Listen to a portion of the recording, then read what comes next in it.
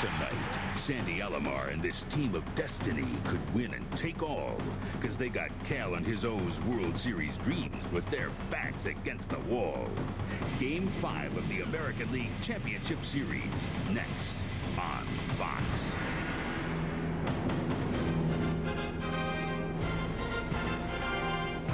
The American League Championship Series pregame show on Fox is brought to you by Ameritrade, the smartest way to trade, period. Here's Chip Carey. Jacobs Field, as you'd expect, is really rocking on a blustery night here in Cleveland, Ohio. They are ready to celebrate the Indians' second trip to the World Series in 3 years, but still some work to be done. They lead the Baltimore Orioles 3-1 with 3 more to play perhaps. Yes, the war drums are pounding for Indians fans, but for Baltimore, they must play 3 Game 7s and win them, perhaps, in order to advance to the World Series themselves. It is a windy, a blustery night here at Jacobs Field in Cleveland. We could see another high-scoring ball game tonight. It's Game 5 of the ALCS, and we've got it for you here on Fox. Hello again, everybody. I'm Chip Carey, along with public enemy number 1, Steve Psycho Lyons. This crowd is roaring tonight, and they have been huge in this series here in Cleveland. Chip, they have been relentless. I've never been at a sporting event where I think the crowd has had more impact on this series. You know, they talk about the bullpens and how tired they are right now. Forget about the bullpens. If this crowd tires out, then the Indians are in trouble. Yeah, even the Night Owls are working overtime in this series. It's been the silly series. We've seen just about anything and everything in these 4 games so far, and boy, oh boy, did Sandy Alomar come through in the clutch last night. Well, he got off to a slow start, 0 for 11. He went 3 for 5 last night. Here's the big second-inning home run. That's a pretty good pitch he drilled out of the ballpark. Now check out in slow motion the hanging slider for a base hit. That's an RBI. And then to end the game in the 9th, he drills this ball that would have been a double, scored a single for the game winner. He was also involved in one of the most bizarre plays. Second and third, Alomar's on second. The wild pitch. Justice scores. Here you see Alomar on his way to third. Jeff Newman, the third base coach, didn't even see him. Here's Alomar rounding third. Cal Ripken now sees the ball skip away. He's going to have to come in and cover the plate. Newman just sees Alomar right now. Alomar has to make the decision on his own of whether or not to score. He decides to go for it. There you see Alomar coming down the line to score. It's a foot race with Cal Ripken. He's going to cover the plate. But check out David Justice. You know, they outlawed the crackback block in football, but they have not outlawed it in baseball. He's going to take Lenny Webster out as the throw is being made to the plate. Alomar slides in safely. You know, Howie always talks about his tough guys in football. Forget about it. There's some tough guys here in this game. Yeah, Davey Johnson wanted somebody to throw a flag and send somebody back 15 yards, but it doesn't work in this sport. The biggest surprise, I think, has got to be the play of the bullpens. Baltimore's bullpen has really struggled to seal the deal. The Indians' pen has been tremendous. Well, the Baltimore bullpen came in here with the reputation, but they're 0-3. Look at the walks here. That's tremendous. Armando Benitez has not done well. He came into this series saving a lead in 43 out of 44 appearances he's been in. That's tremendous. He's blown 2 of the 3 since he's been in this series. Well, maybe Davey Johnson should go to Kevin Devine, the 25-year-old kid from New York City. He was the contestant in the Gillette $1 Million Strike Zone Challenge last night, Stephen. You can't go with your split finger, can you? Well, this guy went 6 of 7 in practice, but when the pressure got to him during the game, he throws the changeup instead of the fastball. He should have gone with the gas. But he does pick up $50,000, so congratulations to Kevin Devine, our Gillette Strike Zone Challenge participant last night. Tonight's starting pitchers, it's Chad O.J. and Scott Kamenicki. What do you expect from those 2 number 5 starters? Well, both of these guys have to keep the ball down in the zone, as we've talked about before. Kamenicki has not made a start for 19 days. He did pitch 3 innings in Game 2. Chad O.J. thinks he found a flaw in his motion. He has to go with the changeup to keep the Orioles hitters off balance. The wind's blowing straight out today. I expect a very high-scoring game. I expect a lot of home runs in this ballgame. And of note, too, bad weather could be about 2 hours away. They say it is raining in Toledo, Ohio. We could have some raindrops before the evening is concluded. But it could be a big night for the Indians. They win, they go to the World Series. For Baltimore, they try to win and send the series back to Baltimore. For tonight's call, let's send it across to our colleagues Joe Buck, Tim McCarver, and Bob Brenly. All right, Chip and Steve, thank you very much. Welcome to the broadcast booth, and I guess that's pretty much it. The storyline's simple. The Cleveland Indians tonight going for the kill, and the Orioles trying to get this series back to Camden Yards. And while those guys were talking about the Baltimore bullpen, we got to start talking about this Cleveland bullpen. It has been terrific for Mike Hargrove. Unbelievable. It's really been a reversal of fortune for a bullpen that finished 9th in the American League. And ever since Game 2 of that division series against the Yankees, you may remember Game 1 in that division series when the Yankees had 3 consecutive home runs in 1 inning, a postseason record. Ever since Game 2, 4-0, 27 1/3 innings of work. That's about, on average, 4 innings per game, and they've only allowed 1 home run. And there's really no need to think that both bullpens will figure prominently in tonight's ballgame. So pitching is the story there, and pitching has been the key really for the Orioles for 1997. A very good pitching staff top to bottom, but who do they have going tonight when they face elimination? A guy they signed as a free agent, Scott Kamenicki. Yeah, this really had to be a tough choice for Davey Johnson. Do you go with Kamenicki or the veteran Jimmy Key? This is Key's normal spot in the rotation, and he has been a guy that managers would give the ball to in decisive games. 92 World Series, pitched in relief, won the deciding game. Last year against the Atlanta Braves, pitching for the Yankees, Game 6, he was the pitcher on the mound. But this year's been a little different story. After getting off to a great start, going 11-1, Jimmy Key struggled down the stretch, went 5-9 at the end of the season. He's continued to struggle into the postseason. Now, an interesting twist to all this, Jimmy Key started Game 2. Scott Kamenicki came in and picked him up when he struggled early. Davey Johnson tells us tonight if Kamenicki struggles early, Jimmy Key's going to be the guy to come in out of the bullpen first. What is the pitching matchup tonight and what could be the decisive Game 5 here in Cleveland? Scott Kamenicki for Baltimore, Chad O'Jay for the Cleveland Indians. We get ready for baseball. We hope you're ready. The starting lineups of the first pitch coming up after this from your local Fox station. The American League Championship Series pregame show on Fox has been brought to you by Ameritrade. Chad O'Jay goes to work, and here's a look at the Orioles starting lineup. They lead it off with Brady Anderson in center. Roberto Alomar bats second at second with Geronimo Barroa hitting third. The DH is Harold Baines with Rafael Palmeiro at first base. He broke through last night, hit a home run, drove home 2. Cal Ripken at third base with B.J. Surhoff in left. Chris Hoyle's back behind the plate, and Mike Bordick at short, batting ninth. A look at the defense behind right-hander Chad O'Jay. It's been a very strong defense in the postseason, led by Omar Vizquel. 28 straight errorless games in the postseason, a major league record for a shortstop. And on the mound, 26-year-old right-hander Chad O'Jay. It'll be interesting to see if Chad O'Jay makes the adjustment going more to the fastball tonight. He went with the breaking stuff and off-speed stuff, the straight change. In Game 1 against Scott Erickson, he gave up 2 home runs that accounted for all 3 runs. 1 to Brady Anderson, 1 to Roberto Alomar, both on breaking balls. I really think the Baltimore Orioles, for all they talk about their great fastball hitters, they're also a very good breaking ball hitting club. You have to go after them with fastballs and straight changes or splits. O'Jay does not have a split, but he does have the excellent changeup. Throw an occasional cutter inside on the left-handed hitters, and for him to be effective, he has got to keep the ball down.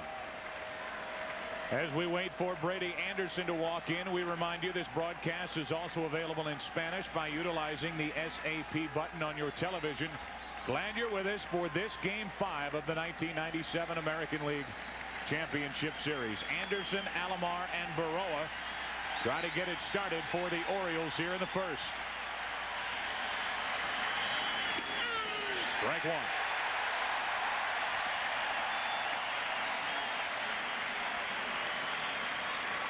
Two home runs in this ALCS for Brady Anderson. 6 in his postseason career, tying him for number 2 in the all-time Oriole list.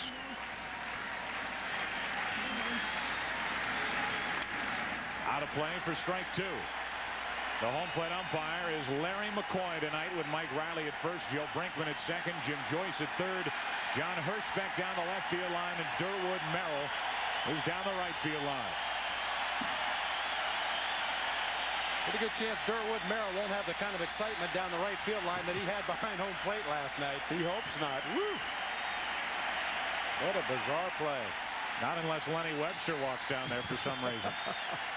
0-2 on Brady Anderson leading off. Good work to spoil that pitch. Still 0-2. 3 straight fastballs on the outside corner to Brady Anderson. Brady with a home run on the first pitch from O'Jay in this league championship series, and as we said, on a breaking ball. Now they're coming inside with a fastball. Off the hands into right. for Manny Ramirez. 1 out.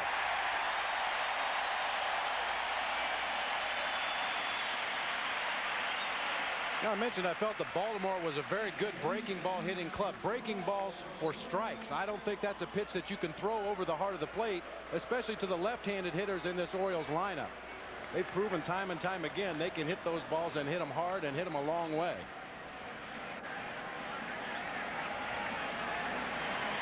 Rick Down, the hitting coach for the Orioles. Majority of his day is spent in the cage with Mike Bordick every day. Roberto Alomar shoots one through the right side, a breaking ball, and Alomar hopped on it. A 1-out base hit, and the Orioles have their first runner of the night. The one problem with Chad Oj's breaking ball is it has a flat plane. Second look, it may have been a straight change, either a straight change or a hanging slider, but it was a flat trajectory. Unless that breaking ball, unless you have downward movement on it, it's going to be hit hard by this Oriole lineup. And now with 1 on, 1 out, here's Geronimo Baroa. Drove home a run here last night in game 4 and 3 out of 12 in the ALCS. To the shortstop, Vizquel. The flip out over to first, out. 6-4-3, and what a start for the Indians in game 5. You mentioned for the Indians defense, Omar Vizquel, 28 straight errorless postseason games at short. Here's why. Makes a great play up the middle, doesn't have time to go to the bare hand, so he flips it from the glove to Bip Roberts, who completes the double play. They've made a very good adjustment in a very short period of time playing up the middle together. How about the Indians lineup? They lead it off with Bip Roberts at second. Omar Vizquel batting second at short. Manny Ramirez, he's starting to find his stroke. He's hitting third and right. Jim Thome cleaning up. David Justice, the DH. Matt Williams at third base, and then the local hero, Sandy Alomar Jr. What a season. What a night last night. 4 RBIs. Brian Giles in left. Marquise Grissom batting ninth in center field. A look at the defense for the Baltimore Orioles. They have Mike Bordick at shortstop in that left side total, with Surhoff in left, Bordick at short, Ripken at third. So solid, and all of that behind right-hander Scott Kamenecki.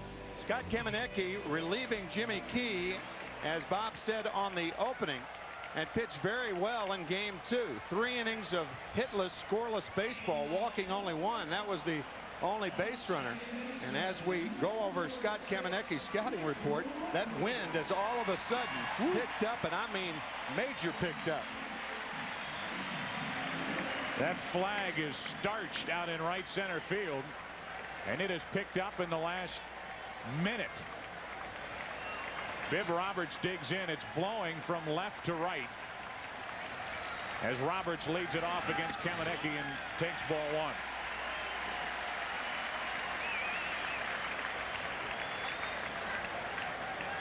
Second postseason start in the career of Scott Kamenecki. 33-year-old right-hander deals a strike, and it's 1-1.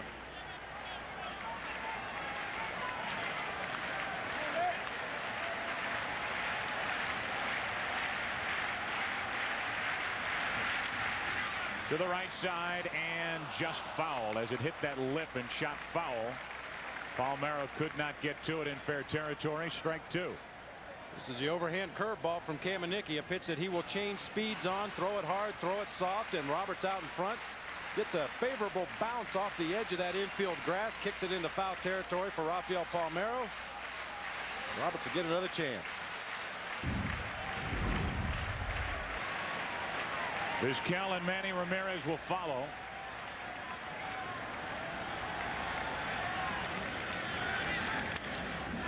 Still 1-2. Leon Roberts, nicknamed Bip because he used to be bipped by his grandmother for changing channels on the television. You folks would have been bipped had you changed channels the last couple of days. Those 2 games were riveting. A ball and 2 strikes, and Roberts down the left field line. Toward the corner, Surhoff will dig it out. And it's a leadoff double for Bip.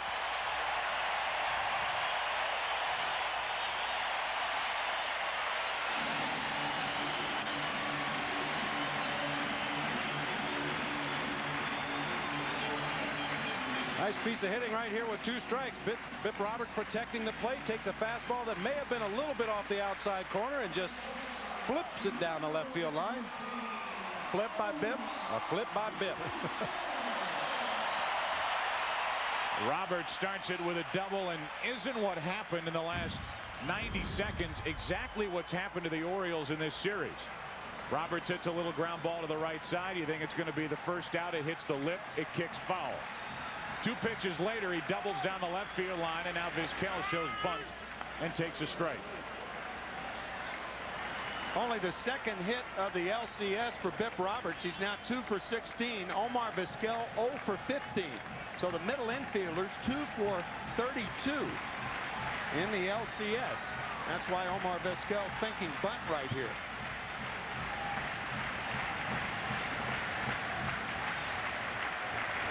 Showing it again and bunting it foul for strike 2. Also, with the weather being a factor in tonight's ball game, rain predicted for later in the evening. Try to play for that early lead and then take your chances.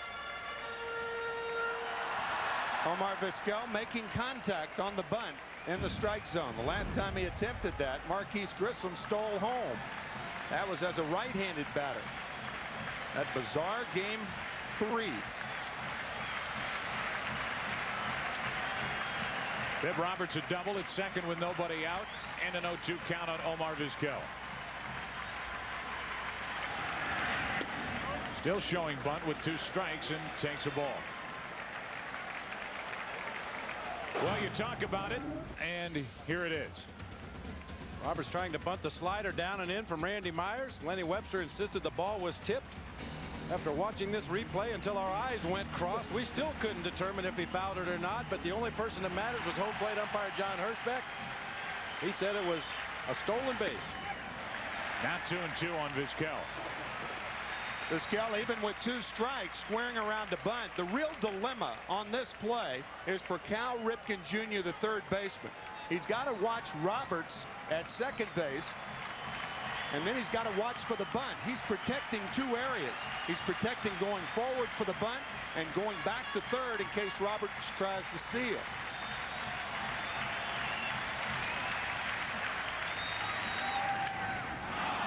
And Vizquel bunts foul as Hoyles lets it drop. That's a strikeout, and that's a rarity. Omar Vizquel, one of the better bunters in baseball. And Mike Hargrove playing it conservatively here in the first inning. And Vizquel could not advance Roberts to third. Well, after throwing a couple of breaking balls that Vizquel laid off of, he comes with the high fastball. Generally thought of as the toughest pitch to bunt, that fastball up above the belt. Tough to get on top of it. Vizquel not able to get on top. The barrel of the bat dropped down below the ball. Fouls it off. Rule it a strikeout. So Roberts at second with 1 out. And now Manny Ramirez digs in. You could see Manny find that stroke in game 3, and then last night in game 4, singled, doubled, homered, and was walked twice.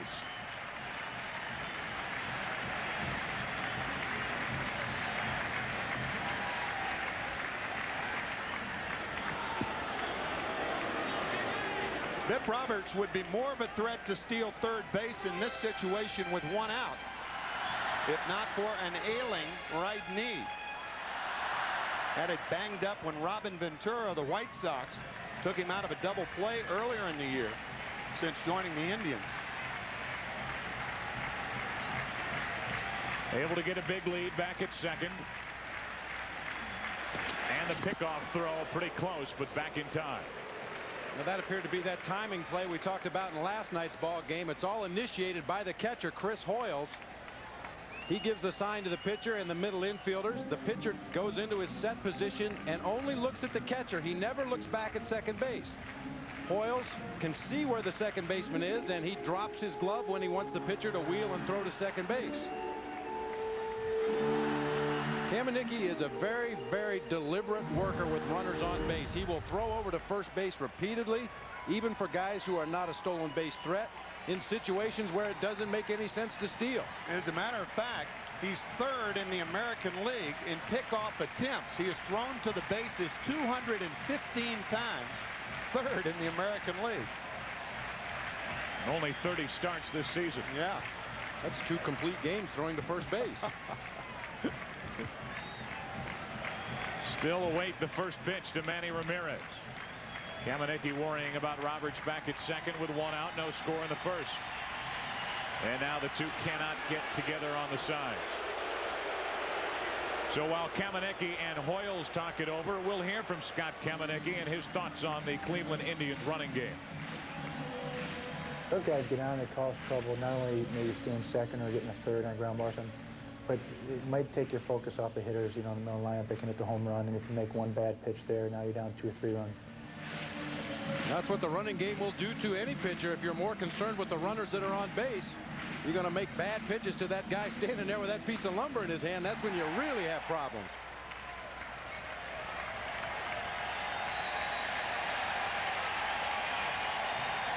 Ramirez trying to put Cleveland on top here in game 5. A strike over the inside corner.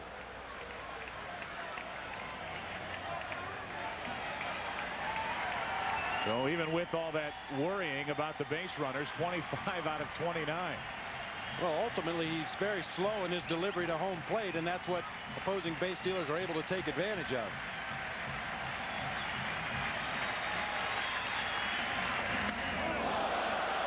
One and one.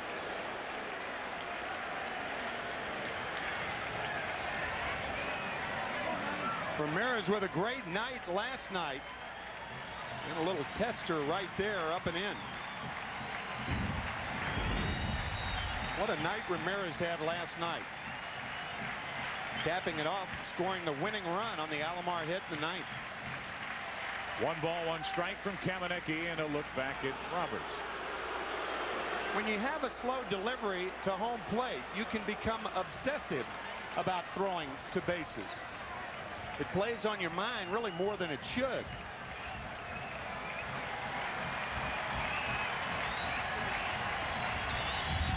Part of Ray Miller's mantra is to work fast. Does not apply evidently to Kamenicki. 2 balls and a strike on Ramirez. Thome waits on deck. The rest of that Ray Miller mantra: work fast, throw strikes, change speeds. About as simple as it gets. 2 out of 3 for Scott Kamenicki.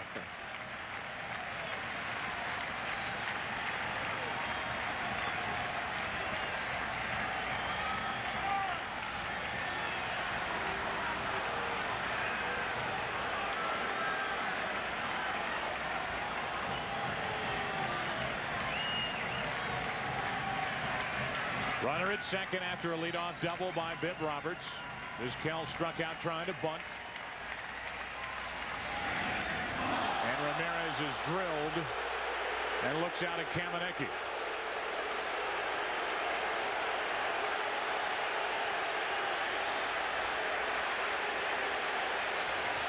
Ramirez still with the bat in his hand.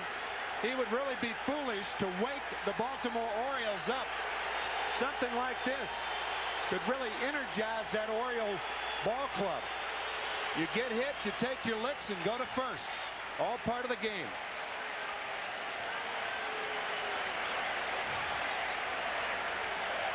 Well, Jim Thome has not had a good postseason. First base open, Manny Ramirez, as you mentioned, Joe, appears to really be locked in at the plate the last couple of ball games, and instead of pitching around him, this is one way to put him on base.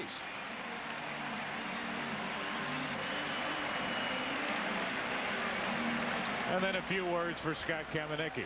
I think he's saying, is your address still the same for the Christmas card? He's off the list. And down to first is Ramirez. First, Larry McCoy got in between the two. And then the other umpires jumped in. So it's 2 on, 1 out. And if this crowd needed any more reason to make noise, they have it. Here's Thome.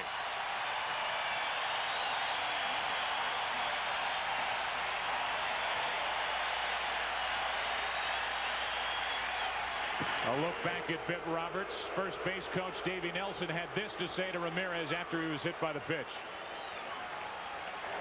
Okay, here's what I want you to do, okay? Settle down, take a deep breath. A deep breath, relax. You're going to be okay. All right? Okay, now what we're going to do right now is just focus on what we've got to do on the bases. Okay? Gotcha.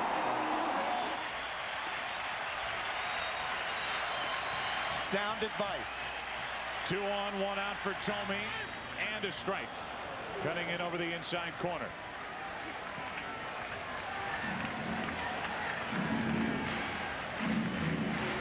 Anytime you're the type of hitter who likes the ball away, teams are going to have to pitch you inside.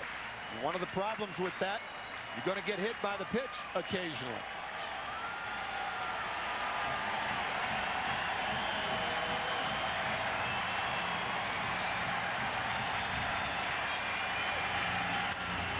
Tomey pops it up. Now Surhoff and Bordick will have to fight the wind. Or the wind really carried that ball back in toward the infield, and with the infield fly rule in effect, the pop-up to short, 2 out. Well, that gave us a real good idea to watch where that pop-up started and where it ended, to just how much the wind is going to play a factor here tonight. If you get a ball up in right field, even a routine fly ball, that ball could just shoot out of here. Has not been tested yet, but that pop fly gave us some evidence of what that wind and how it affects fly balls. Varroa is the right fielder tonight for the Orioles. Not their best defensively in the outfield. Here's David Justice. 2 on, 2 out. First inning, no score.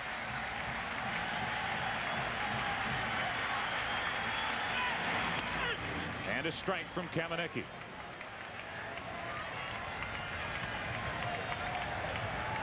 Roberts a leadoff double. He hasn't moved.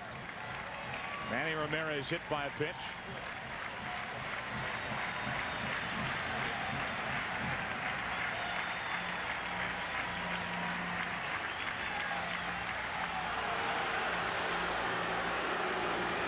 And here's a situation you talked about, Bob. 2 on, 2 out. Justice at the plate. The wind blowing out to right. Kamenicki still bothering with Roberts out at second base, who you know is not going to steal. And he's not even really getting an extraordinary lead out there. Just a pretty much standard length of a lead off. Getting a secondary lead after the pitch is delivered. 1 ball, 1 strike. And you want to keep the runner close enough to give your outfielders a chance to throw him out in the event there's a base hit to the outfield. But once again, distracting your attention, splitting your attention between that runner at second base and a very dangerous hitter at the plate with the wind blowing out to his power field. Another strike from Kamenicki, strike 2. Everyone but those in the Oriole camp were surprised that Kamenicki was going to make the start here in this pivotal Game 5. The Orioles really feel like they have a guy on the mound tonight that can win this game and get the series back to Camden Yards. 2 on, 2 out. 1 and 2 the count on Justice. To the first baseman, Palmeiro. Taking himself to end the inning.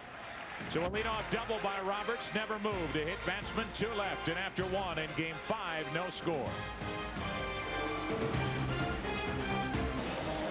Harold Baines leads it off for the Orioles in the second with no score. The numbers for Baines in the postseason, hitting .375, and in this ALCS 4 out of 11. Homered here last night against Jared Wright. Deals with OJ and looks at a strike.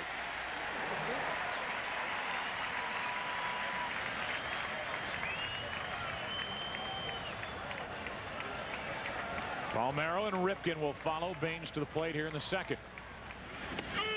Inside corner, strike 2. 2 good pitches there. Change up outside, fastball inside. Best time to jam hitters, generally speaking, is when the pitcher is ahead in the count. Setting up away and missing away with ball 1.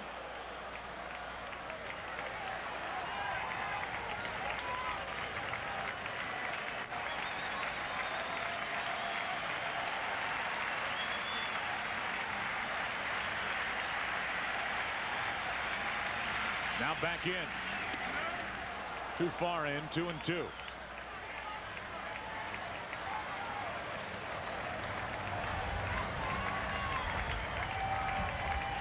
I think they may be talking about what you were talking about, Bob. Chris Hoyles and Mike Bordick possibly talking about that play at second base with a runner out there. Bain stays alive. It's still 2-2.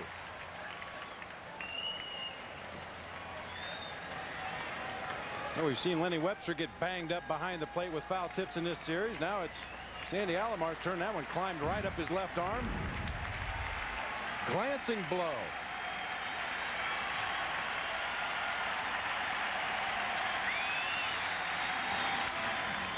Into left field, a little flare for Giles, one away. That'll bring in Rafael Palmeiro. We asked Palmeiro about this frustrating series for the Orioles so far.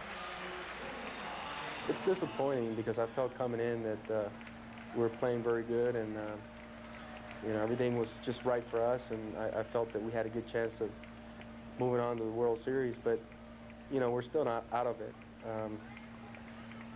You know, I think with the team that we have, you know, we're capable of beating anybody 3 times in a row.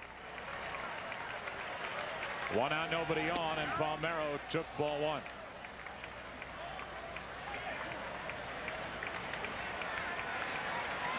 In the ALCS, 6 out of 18, but last night his first RBIs of the series.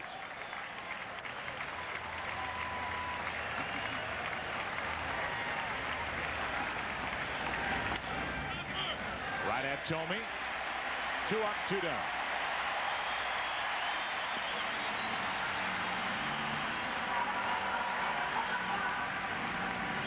The ticker now at 2,478 games in a row. That's how the season ended. And I guess everybody has put a perspective on how long that is. And here's our look at that. Cal Ripken's streak is a little more than a year longer than the Civil War, World War I, and World War II combined. And that's a long time. Every spin that can be put on that streak puts it in perspective. Just makes the streak more and more amazing every way you look at it. What he's been able to accomplish in his years with the Orioles, something people never thought would happen. The streak was originally put up there by Lou Gehrig, and he has blown that away. 1 ball, 1 strike here from Chad Ojai. And there's no end in sight. Cal Ripken played throughout the second half of the season with that achy back, a disc problem. Over the inside corner for strike 2. But you have to figure with a winter of rest and a relatively easy spring training next year, he'll pick right up where he left off.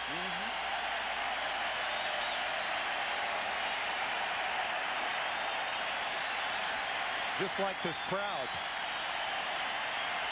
Night after night, game after game. And a 2-2 count on Ripken.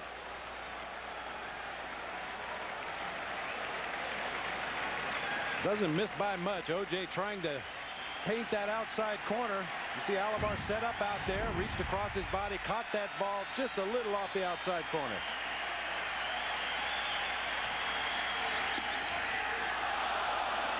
A little too far in, 3-2. Well, that's where you like your pitcher to be.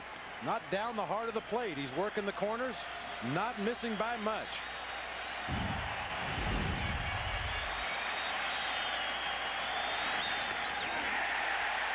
He went. Ripken finally finds out he's the first strikeout victim of Chad Ojai. And Ojai's faced the minimum through 2. Bottom of the second here in game 5. No score.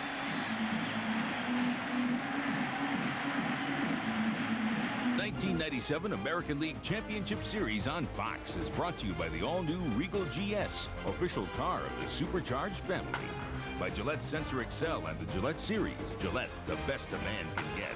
By Ameritrade, smartest way to trade, period. And by Oracle, the company that's enabling the information age through network computing.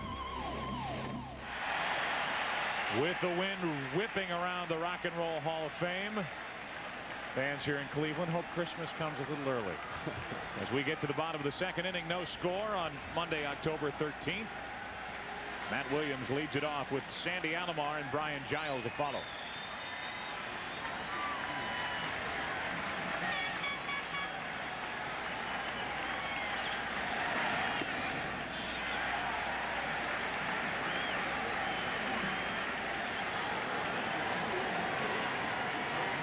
Kamenecki gave up a leadoff double in the first. Struck out Vizquel trying to bunt, then hit Ramirez, but got Thome and Justice to get out of trouble.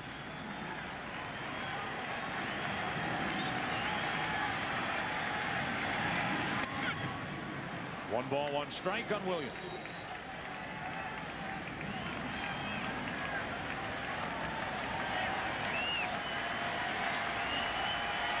Four hits in this series for Williams, and only one home run in the postseason here in 1997. Way out in front, strike two. It's a big curveball from Kamenecki. He will change speeds on that, as we mentioned earlier. He'll throw a hard one that really bites and breaks down. Every now and then he'll float one up there like this one. Really changes speeds better on his curveball than he does off of his fastball with the straight change.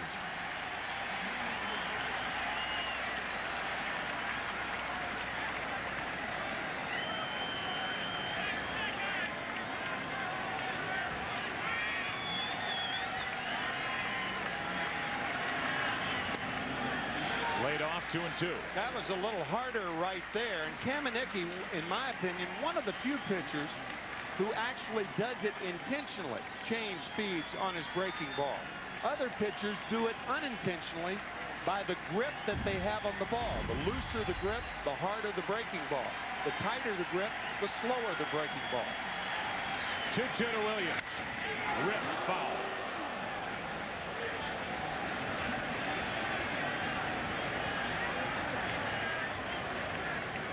Matt Williams lightning quick on a fastball inside corner of the plate. He hasn't seen a lot of pitches to hit from the middle of the plate in throughout this series. Orioles have been trying to stay away from his power, and here you see why. I think that was one of those show-me fastballs that got hit hard. They'll probably go back away now.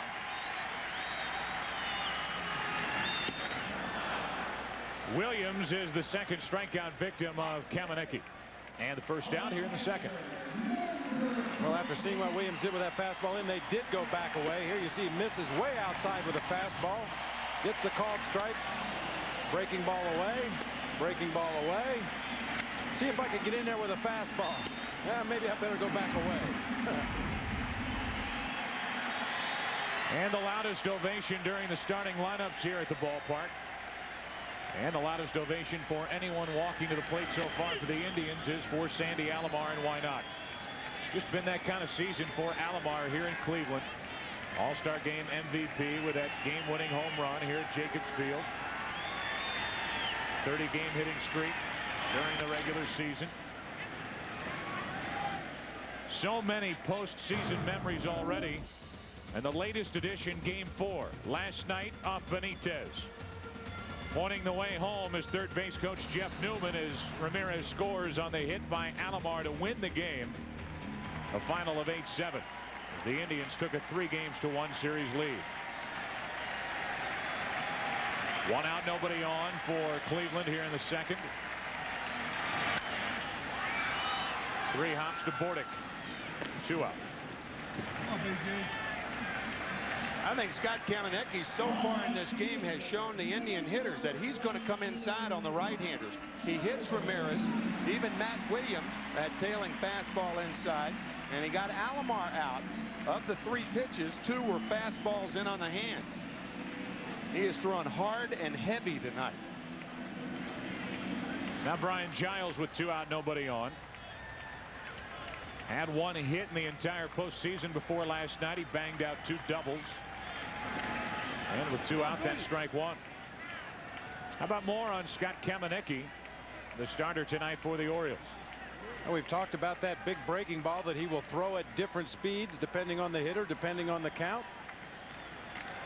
Also throws a fastball up high in the strike zone, tries to get hitters to chase up the ladder.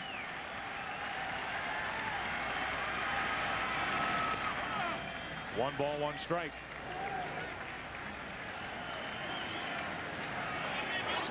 Here you'll see the rest of it. Lives upstairs with that 4-seam fastball. Gets him to chase up the ladder. Will throw a 2-seamer from time to time. A sinking fastball back into the right-handers. He tried to do that to Matt Williams. Good changeup. Big curveball. Key for him is to get ahead in the count and not nibble. He's got a good fastball, but not good enough to pitch behind in the count all night long. Behind in the count here, but gets Giles to swing and miss, and a change of pace. 2-2. Come on, come on, buddy.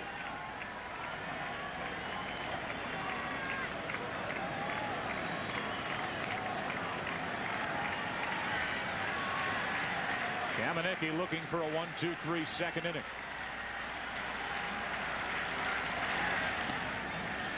Full count.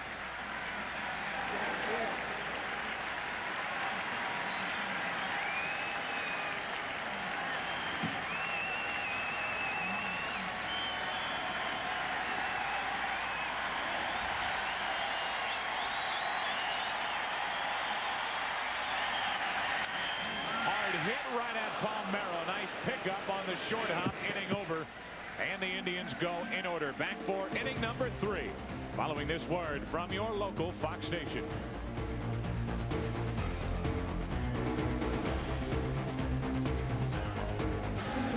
Welcome back for the 3rd inning. Tonight's overhead shots courtesy of the Goodyear Blimp Stars and Stripes, based in Pompano Beach, Florida. At the controls is Captain Larry Chambers. You know where he's from, Lighthouse Point, Florida. Leading it off is B.J. Surhoff. Takes the ball low and away. It'll be Surhoff, Hoyles, and Bordick. O.J. has faced the minimum through 2. Down the right field line, hooking foul. 1 ball, 1 strike. After this league championship series is over, Lighthouse Point, Florida will be a mecca for tourists. That's right. Daddy, that's where Larry Chambers lives. Pull over. Those guys are fighting the wind up in that blimp tonight. It is a nasty night, wind-wise and maybe eventually weather-wise. Here in Game 5, this is going to be Manny Ramirez fighting that wind, coming on to make the catch, 1 out. We mentioned at the top that Chad O.J.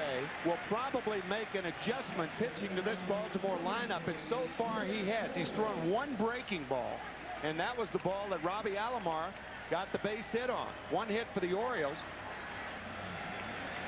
Everything else has been fastball changeup. Once you reestablish that fastball in the Orioles' minds, then the second time through the order, then you could throw your curveball or your slider.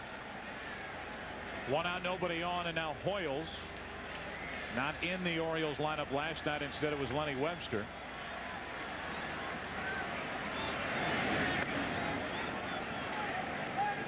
Ball 1 up and in from O.J.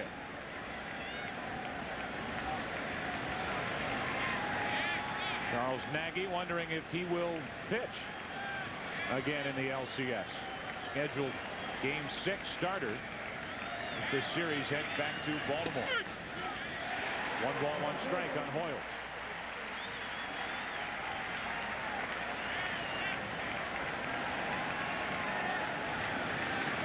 Mike Messina would pitch in Game 6 for the Orioles. And then it would be a matchup of Hershiser for the Indians in Game 7 against Erickson for the Orioles in Game 7. That's a big if. The base hit into left field, a 1-out hit for Hoyles, and the second hit on the night for Baltimore. So Chad O.J. will try to pitch around that hit. We asked Mike Hargrove. Tell us more about Chad O.J. He essentially threw last time against Baltimore fastball curveballs. He since has been working on his changeup, which has been a big pitch for him throughout his career.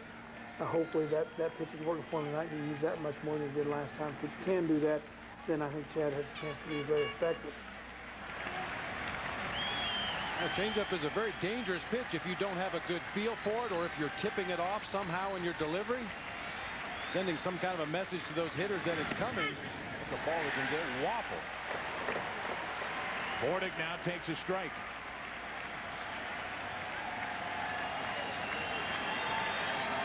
You saw Bordick before the game headed down to the hitting cage with Rick Downey. He said, don't you ever take a rest? I said, take a break every now and then, Mike. He's either in the batting cage or in the video room or in his locker going over scouting reports. A little low, 1 ball, 1 strike. He said, I got to stay on top of all this stuff. And he picked it up, hitting over 300 the final month of the season. At 400 in the division series against Seattle, but in this LCS is just 1 out of 12.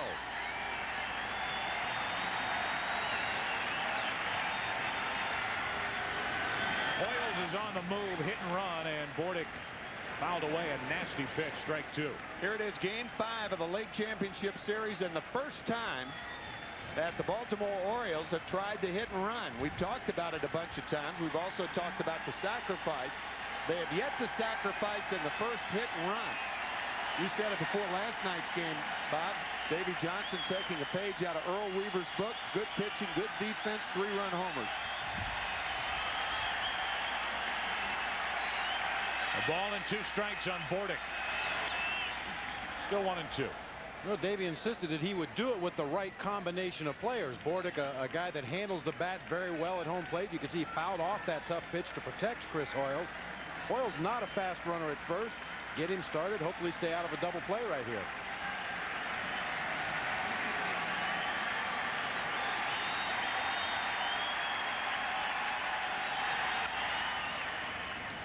Still 1 and 2 as Bordick is fouled 3 away.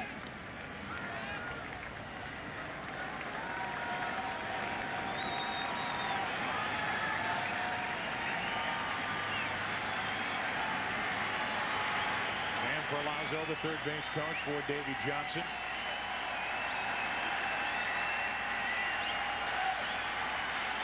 Chad O.J. trying to get around a 1-out hit here in the third with Bordick at the plate, set up at 1 and 2.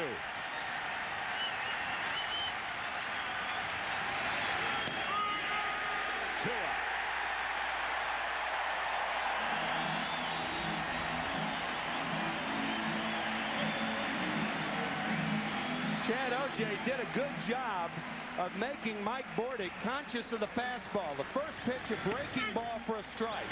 Another breaking ball, but then a bevy of fastballs. He fouls back a fastball, another one fouled back, another one fouled back. Here comes Uncle Charlie again for a visit. And Uncle Charlie sent Bordick to his room. Mean old Uncle Charlie. He is mean. He can be nasty. 1 on, 2 out. Here's Brady Anderson 0 for 1. Strike 1. This copyrighted telecast is presented by authority of the Commissioner of Baseball and may not be reproduced or retransmitted in any form, and the accounts and descriptions of this game may not be disseminated without express written consent. For those of you who may not know, Uncle Charlie is a curveball. The good curveball is Lord Charles in baseball lexicon.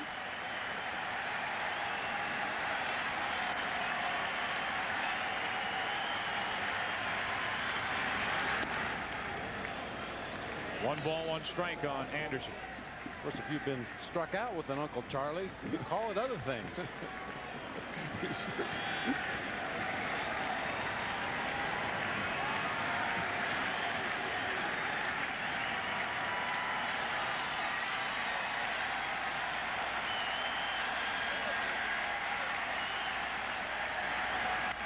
Well hit into right. Hoiles will take the turn and head to third.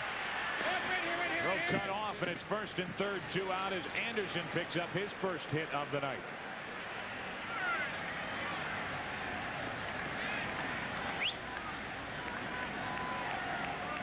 That fastball down and in, and Indian pitchers have seen that good swing by Brady Anderson when he hits the ball well to right field, and he hits a ton of them well to right field. That top hand leaves the bat. Appears to be hitting the ball one-handed. Now with Hoiles on at third base, you do have speed in Robbie Alomar. It's a big difference when you have a guy at the plate who can run with a runner on third and 2 outs, because he can also beat out an infield hit. And Alomar has been known to bunt on occasion. Bunt for a base hit here. Orioles trying to get on top here in game 5. First and third, 2 out. And a ball to Alomar. Orioles a 1-out hit. He's at third, went to third, and a hit by Brady Anderson. How big would an early inning lead be for the Orioles and Scott Kamenicki? Facing elimination here tonight in game 5.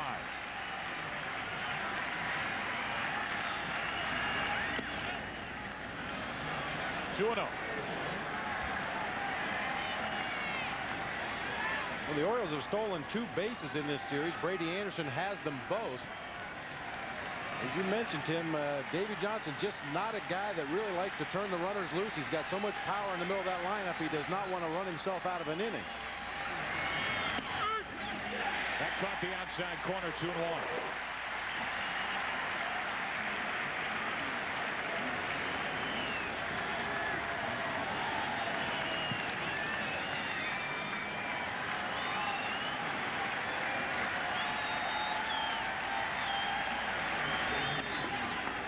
Just inside, 3 balls and a strike, and now O.J. has to come to Roberto Alomar, who is playing in his 5th ALCS, and each year starting in '91 that average has dropped.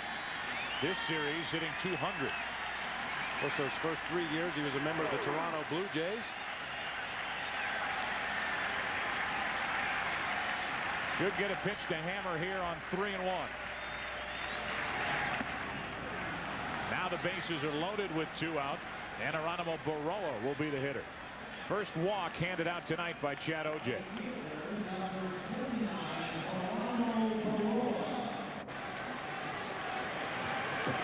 Hoyles, Anderson, and Alomar aboard here in the 3rd with no score. And Baroa, who bounced into a 6-4-3 double play his first time, digs in.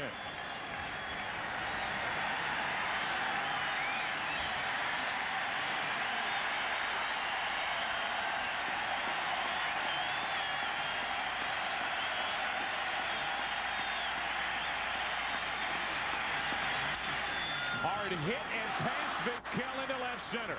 Hoyle scores. Here comes Brady Anderson. The throw caught off over to third, and out is Alomar to end the inning. But a 2-run single into left center field delivered by Geronimo Baroa.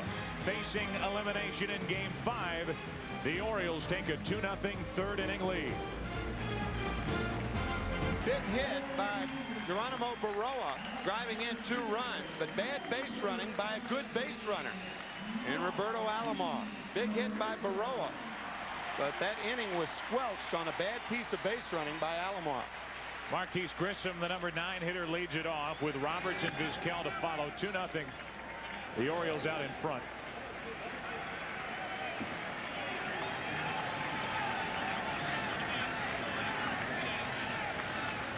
The 1-0 from Kamenicki. 1 ball, 1 strike. With a runner on at second base, of course the bases are loaded here. If the ball is hit directly to the center fielder, you would gladly exchange an out for a run. But when the center fielder has no chance to get the runner at home, you don't try to take the extra base hoping he'll cut the ball off. Looked like Alomar could have been safe on that play, but a great play by Jim Thome as he races across between the mound and third base, cuts it off, and throws out Alomar at third. 2 balls and a strike on Grissom, now 2-2. More of a shot put throw than a throw. Thome looked like he couldn't get a real good handle on the ball, but got it over to Matt Williams nonetheless for the tag at third base. Yeah, I agree, Tim, especially with your 4, 5, 6 hitters coming up. Got a big inning working. You really better make sure you're going to make it to third base.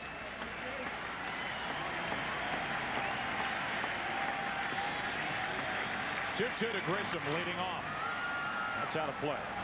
You also have to determine who the runner is on at second base. You have speed on at second. Brady Anderson. Marquise Grissom had to go to his right to field the ball. There's no way that throw is going to get Anderson. And Alomar, bad judgment there.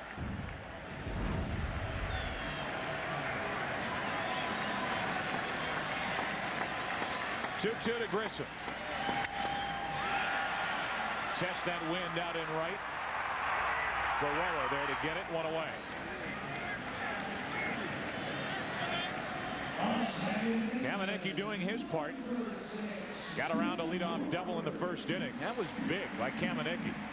Indians get an early inning lead. They continue this roll. Kamenicki got around it, that and a hit batsman in the first inning, and since that, little trouble. He has retired 6 in a row. It was Viv Roberts who doubled his first time up. A breaking ball for strike 1.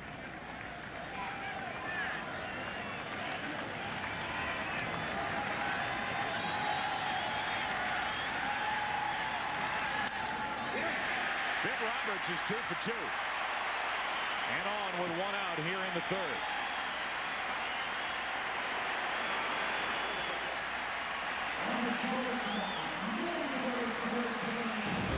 Well, if the Orioles can win here tonight, then Wednesday we'll be back in Baltimore for Game 6 of the American League Championship Series. Don't miss Mike Messina as he tries to keep the Orioles postseason hopes alive as he clashes against the Indians and Charles Nagy. Our coverage begins live at 4 Eastern, 1 Pacific here on Fox.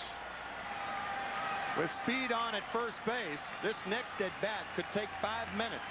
Might be like the last 30 seconds of a basketball game. Well, we talked about Hershiser in Game 3, how when he gets runners on base, he tries to slow the momentum, work a little more deliberately, step on and off the rubber, give the runner a lot of different looks. Kamenicki's going to do the same thing to the extreme.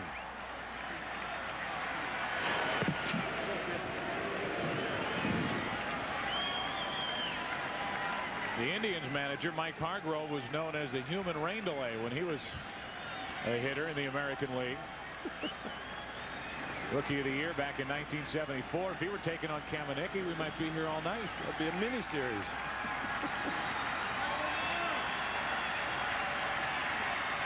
Roberts on with 1 out.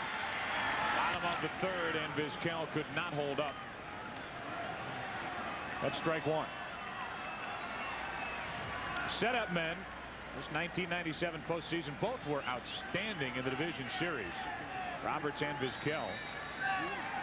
15 combined strikeouts, however, between the two in the ALCS. However, tonight, Viv Roberts 2 for 2.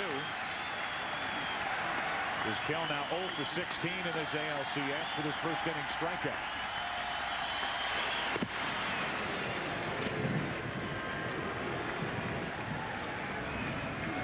You know, one thing that has remained constant for those two guys up the middle is their defense. Turned 5 double plays in the ALCS, including, well, actually 6 now. One earlier in the ball game today. They've been making all the plays defensively, but can't seem to get it going with the bats. Up the middle, Vizquel, a base hit to center.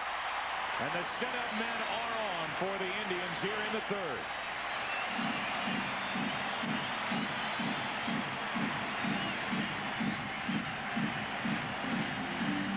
The difference in Scott Kamenicki's delivery, the slide step with a fast runner at first base, loses some effectiveness on the pitch to home plate. Vizquel lines it right back through the middle of the field.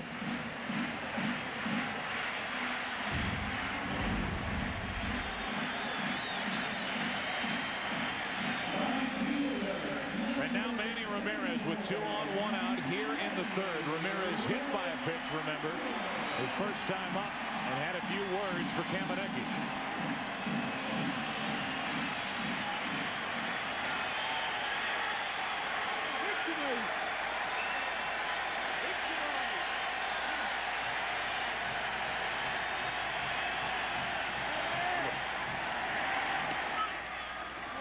Over the outside corner for a strike. First base open, Bob Brenly back in the first. Ramirez was drilled on that front arm. And you can see Kamenicki shout something. He was upset with himself for hitting him. He wanted to come up and in with a fastball. Ramirez took exception to it.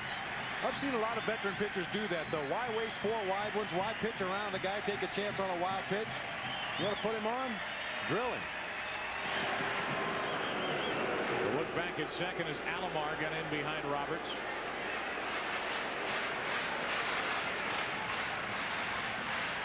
Look at the lane on the right side, the lane on the left side. They're opened up because both middle infielders are cheating for the double play and their speed on at second base.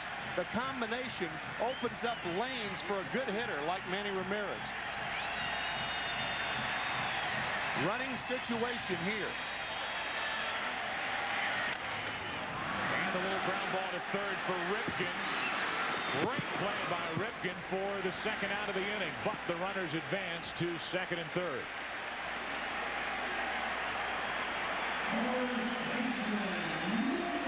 But the whole key for an infielder being able to make this play is what hop does he get? If he's got to go all the way down to the grass to get that low hop, it's a much tougher play. Ripken was able to charge that ball, get a good hop, get himself in position to make that long throw across the infield. As a matter of fact, on a play like that, the guys in the dugout for the Indians were hollering, "Stay down, stay down." It came up and he made the play. Second and third, 2 out for Thome.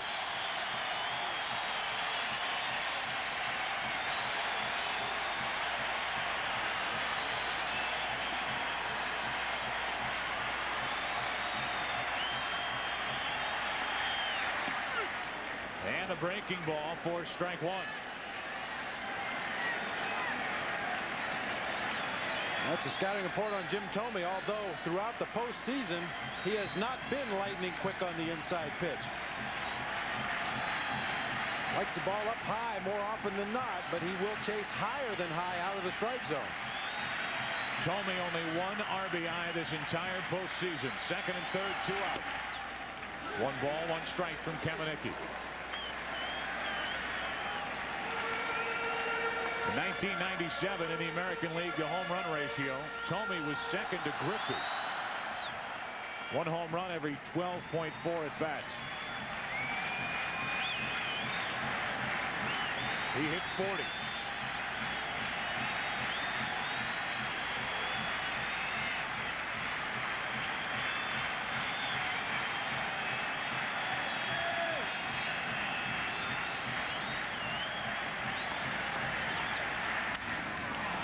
Got under it and popped it up. Bordick out to play it, fights that wind, makes the catch, and the Indians strand a couple. They have left 4, and after 3 here in Game 5, Orioles up by 2. Scott Kamenicki and the Orioles out in front by 2 as we move to the 4th inning. And the first victim of the high winds here tonight is Old Glory. That flag's about the size of the infield grass, and just absolutely shredded it out there on the pole in right center field. They took it down out in right center. Harold Baines leads it off. That was a changeup, and that is strike 1. I wonder if they'll put up a smaller one now, one that's a little more wind resistant. The kind you hang on your car antenna. We talked about the size of that flag the other night. Enormous, beautiful flag. That's in the distance. The big one was done in by the wind. Apparently the reports from the Weather Service, 35-mile-an-hour winds.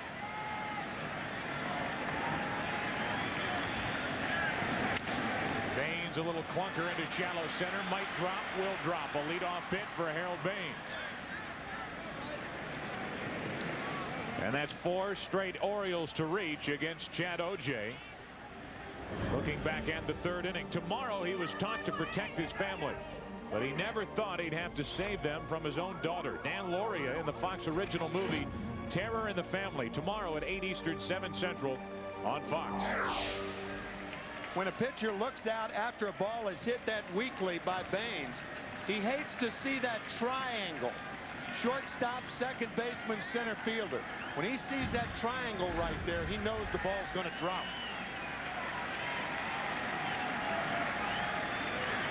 One on, nobody out for Rafael Palmeiro. Strike 1. Yeah, even if the pitcher is not well versed in geometry, you hate to see that triangle. That's right.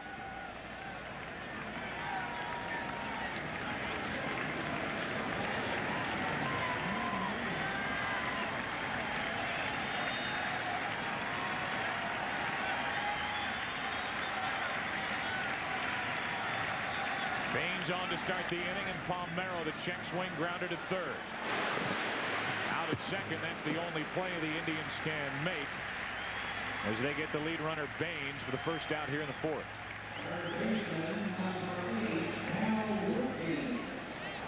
Well, Baines is probably the only base runner on this Orioles team that they would have had to play at second base right here. You see the check swing, the slow bouncer hit to third base.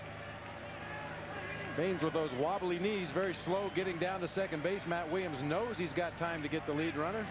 And Bip Roberts knows they don't have a chance to get Palmeiro at first. So 1 on, 1 out for Ripken. Orioles lead by 2, and the breaking ball is low, ball 1. Ripken struck out on a check swing. 3-2 pitch. He thought he had drawn a walk, but he was the first strikeout victim. For O.J. back in the second.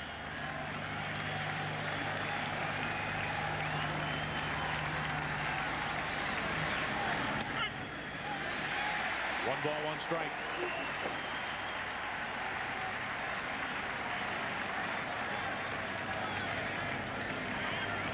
Chad O.J., a guy who missed a little over 2 months on the disabled list this season. For the end of June all the way to the first day of September. Trouble with the right elbow. He delivers a strike over the outside corner. Kind of short arms the ball. Kind of a dart thrower out there on the mound. He had problems with his right knee to begin with, and then problems with his elbow, and usually that's the way things occur. You're trying to protect your knee. You can't push off. You hurt your elbow. A ball and 2 strikes on Ripken, and another flare. This one stays on the infield for Williams. 2 out. You mentioned Joey went on the disabled list the end of June. He was 0-5 in that month trying to pitch through those injuries. Right. There you'll see that short arm delivery that Joe was talking about. Most pitchers will get what they call a long stroke. They'll extend that arm way out behind the back.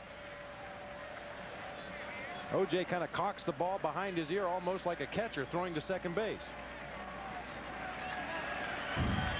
Ripken broke his bat in the pop up to third. Now 1 on, 2 down, and here's Surhoff.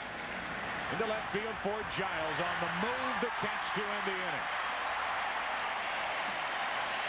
And we sail into the bottom of the 4th inning as Giles sailed over to make that grab. The ball off the bat of Surhoff. Orioles out in front by 2. David Justice leads it off for the Indians in the bottom of the 4th inning. Down by 2 and facing Scott Kamenicki, who was shut out the Indians on 3 hits.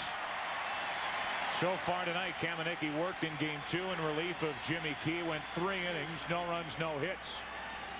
And he's picked up right where he left off. Justice 0 for 1 and takes ball 1. Remember, the first time David Justice was up, a good Scott Kamenicki fastball that was inside in this area, and that's why he got him out. But if you throw it in there for a strike, he can hammer it.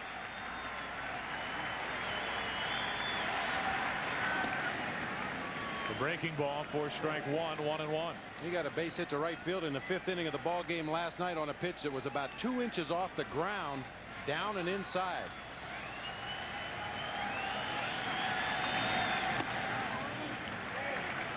Blowing away, 2-1.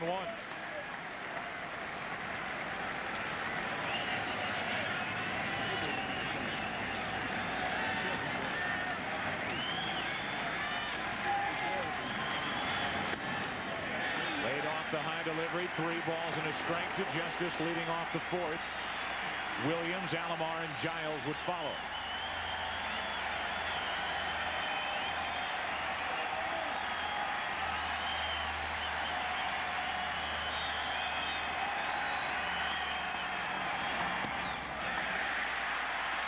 First walk of the night handed out by Kamenicki. And the tying run will come to the plate for Cleveland here in the 4th inning. How about a Miller Lite game break? We take you back to 1960 World Series Game 7. And Bill Mazeroski, the home run off Ralph Terry to win the game and the series 4-3. Did he touch home? We'll never know. I'm not sure he touched home. I wouldn't want to be the umpire that called him out on appeal. I know that with that crowd down on the field.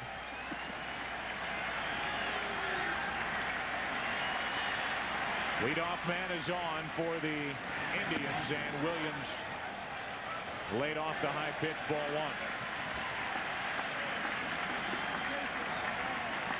1. See Matt Williams shaking his wrist a little bit after this check swing. He does not go around.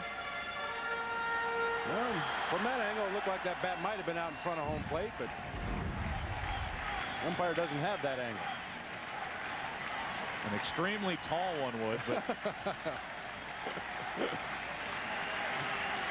Larry McCoy just down on a knee, waiting for the 1-0 pitch, and it popped up. Alomar back to get it. 1 on, 1 out, and Williams is 0 for 2.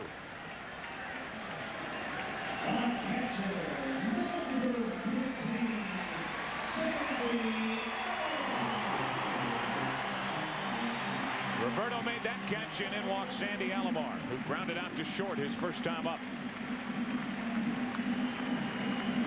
When you talk about the Alomar brothers, the name Joe Carter really comes into play, because Joe Carter was traded from the Cleveland Indians when Sandy Alomar came to the Indians along with Carlos Baerga and Chris James in 1989. A year and a day later, Joe Carter and Roberto Alomar went to Toronto for Tony Fernandez and Fred McGriff. Joe Carter playing a part in both trades. 1 on, 1 out for Sandy, and a check on Justice. Those trades at the time were really considered trades that really helped both organizations. All-star players going in both directions, something you very rarely see. And I still contend the Padres did not know how good of a player they had in Roberto Alomar. He was probably too young for them to realize how great a player he was going to be. 6-time Gold Glove Award winner at second base. Had a year this year where he battled injuries, but a couple of years ago regarded as one of the best players in baseball. 1 on, 1 out here for Sandy Alomar, his big brother.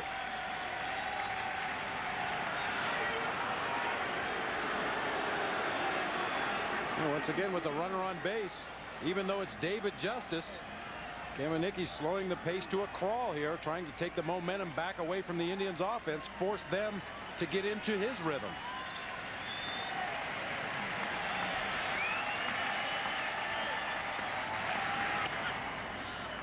On the outside corner for a strike.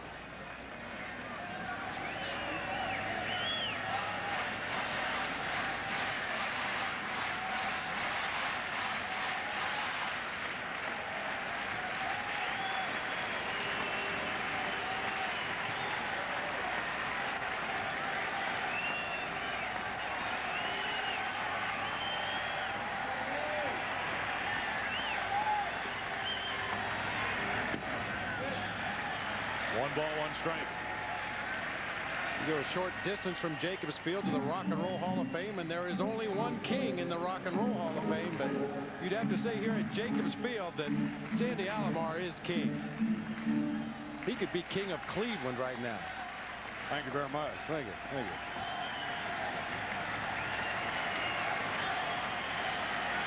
Hitting only .250 in the postseason, as you saw when he walked in, but seems like every hit he comes up with is in a game-tying or game-winning situation. That's strike 2 on Alomar as we dissect the season for Sandy Alomar Jr. Career highs in average, home runs, RBIs, doubles, the 30-game hitting streak, All-Star Game MVP with that heroic home run here at Jacobs Field. The numbers that he had in the division series, and he won Game 4 with that game-winning RBI last night with a hit off Benitez in the ninth. You know, any one of those bullet points would have been enough to say you had a good season. He's achieved all of them. But as we've talked about before, one bullet point that doesn't show up on that graphic is healthy. And a guy who at the end of spring training pulled a muscle in his stomach, but was so tired of going on the disabled list he played through it. Thinks it had something to do with his swing and something to do with his success this season.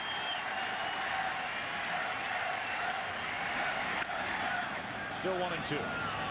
Another area that did not show up in those bullet points, his job behind the plate and handling a pitching staff and a much improved pitch caller behind the plate. Experience will do that sometimes with a catcher. Sometimes experience isn't enough. But with Alomar, it was.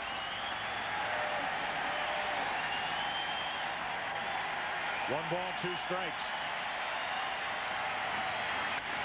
And the breaking ball popped into right. Baroa there, 2 out. And Kamenecki is 2/3 of the way through, getting around a leadoff walk here in the 4th.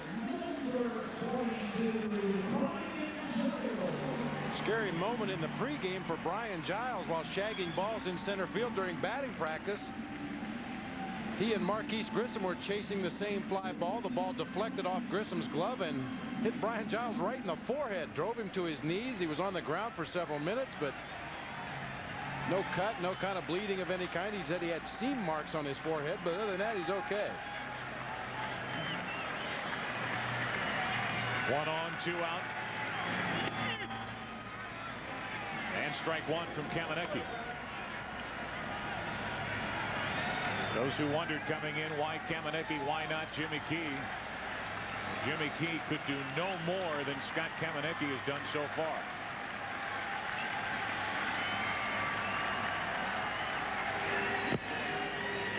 Yeah, and Kamenecki, a guy with something to prove. An injury-plagued in 1996. He only pitched 7 games for the New York Yankees last year.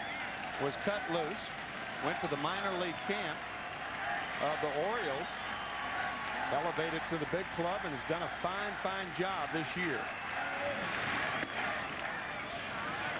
Little up and away, 1 ball, 1 strike.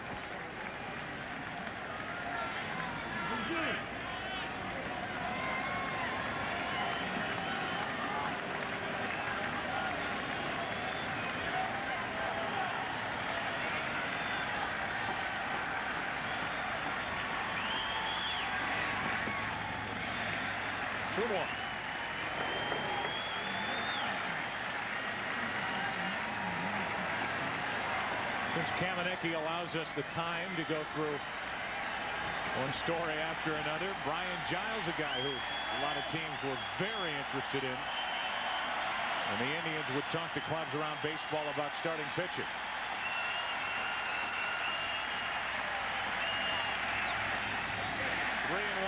Brian Giles, Mike Hargrove tells us, is the most sought-after player on their 40-man roster.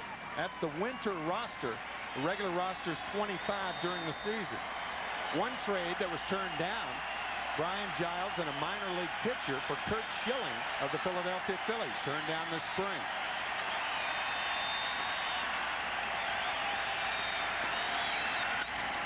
To the right side, off the glove of Alomar, and Justice will head to third. Giles down to second. It's second and third, 2 out.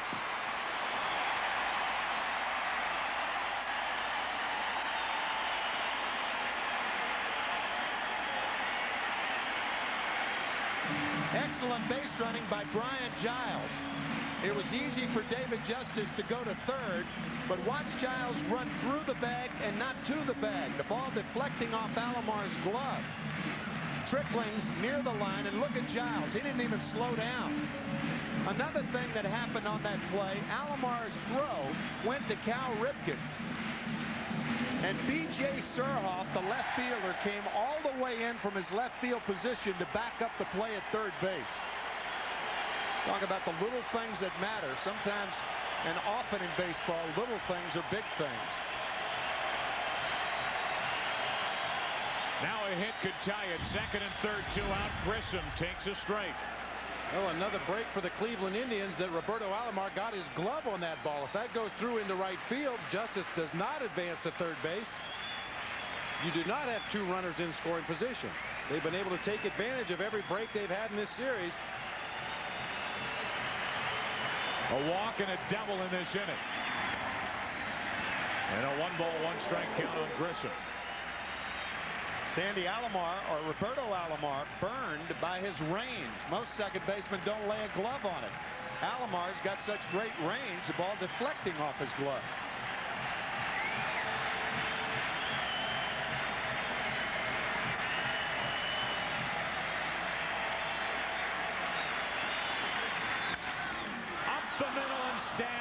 Kamenicki doing it with his arm and doing it with his glove through the first 4 innings, with the Orioles facing elimination here in Game 5.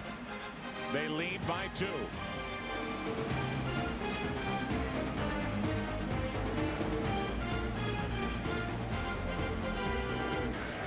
The Cleveland Indians, with a win here tonight, would head back to the World Series. They were there in 1995, lost to the Atlanta Braves. And at that point, it was their first appearance in the Fall Classic since 1954. They haven't won a World Series since 1948. They trail by 2 here in the 5th inning as Chris Hoyles takes a strike.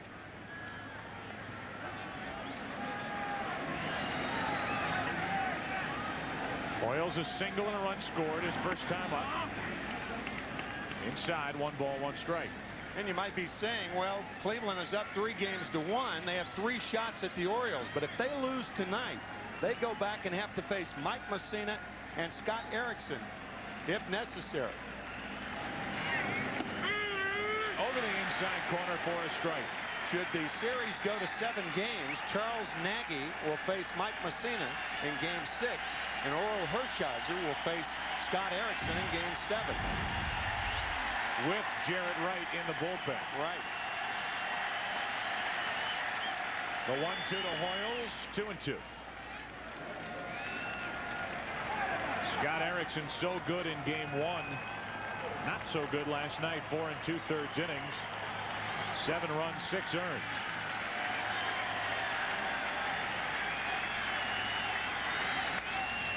Still 2-2.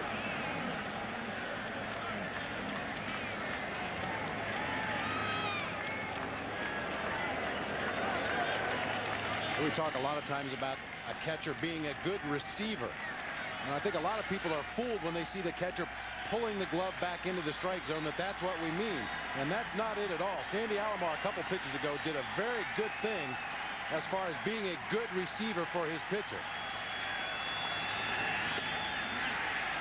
Trying to pull that one back in. Full count, 3-2.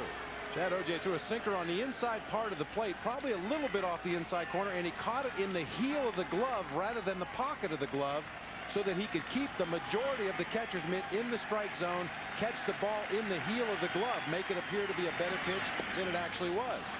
A leadoff walk nonetheless. Second walk issued to the Orioles here tonight. And Hoyles is on to start the 5th.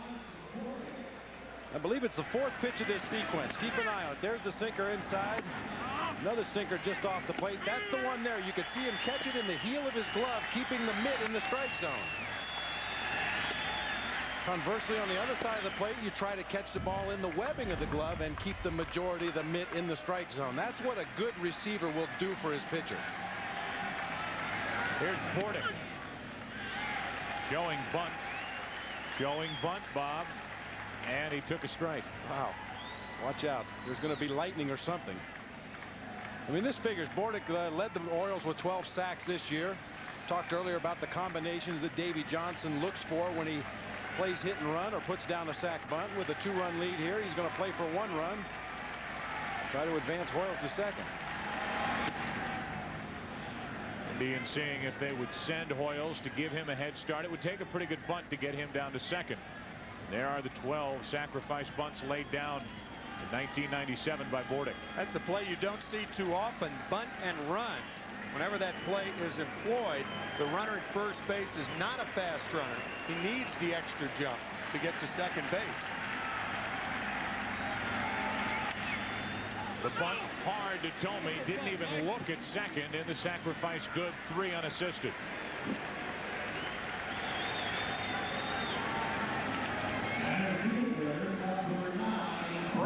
Too much for a right-handed first baseman to do, to take a chance on going to second. Now, had he planted his right foot, there's a chance that he has a play at second base. You can see Hoyles a little more than halfway down. But that's why first base is a left-handed throwing position. If a left-hander fields the ball, he simply turns and throws to second. A right-handed thrower has to pivot. A lot of times when you pivot, you don't know where second base is. You're disoriented, and instead of second base and 1 out, it's first and second and no outs. Bordick does his job. Down at second is Hoyles for Brady Anderson. 1 for 2 tonight. And a strike over the inside corner.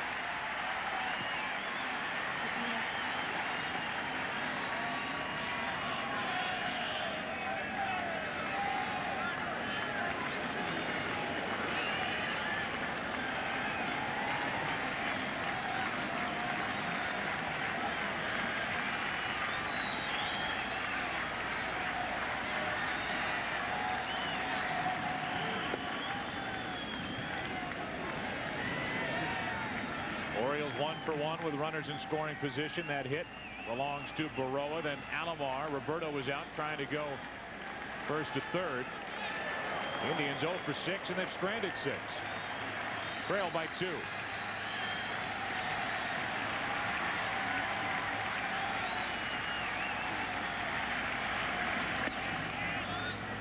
Now O.J. falls behind Anderson.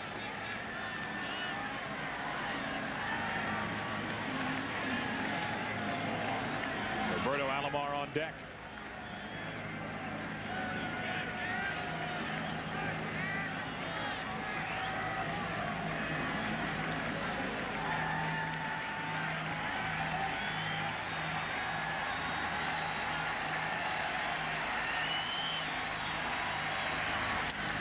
Down the line, but hook foul for a 2-2 count. Change up and a fastball count. Brady Anderson out in front.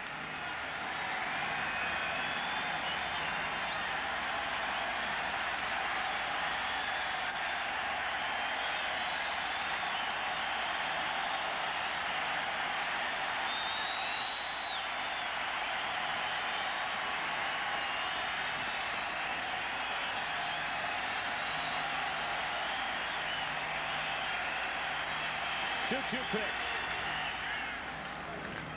Check swing foul. It stays 2-2. It is often very good to follow a straight change with an inside fastball. Once you show a hitter the changeup, he's out in front of that pitch. Now you crowd him. He's not ready to be crowded, as Anderson showed right then.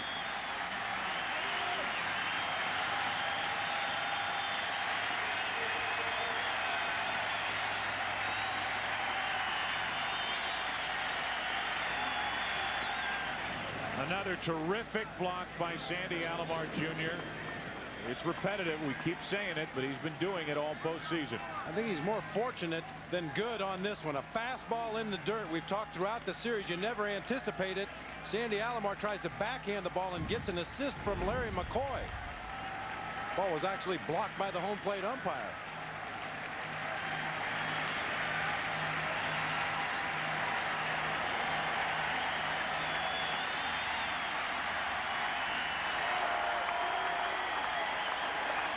Full count on Anderson with Hoyles at second, 1 out.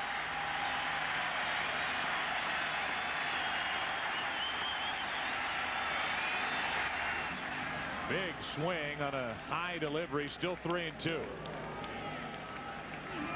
A lot of people think all mistakes that pitchers make are hit hard.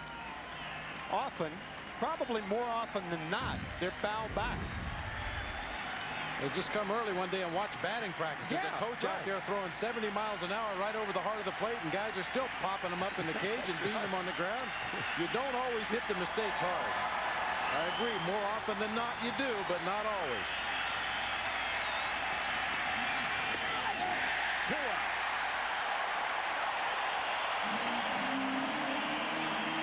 Sometimes you even get an out with a mistake. That's a high changeup. Check this out.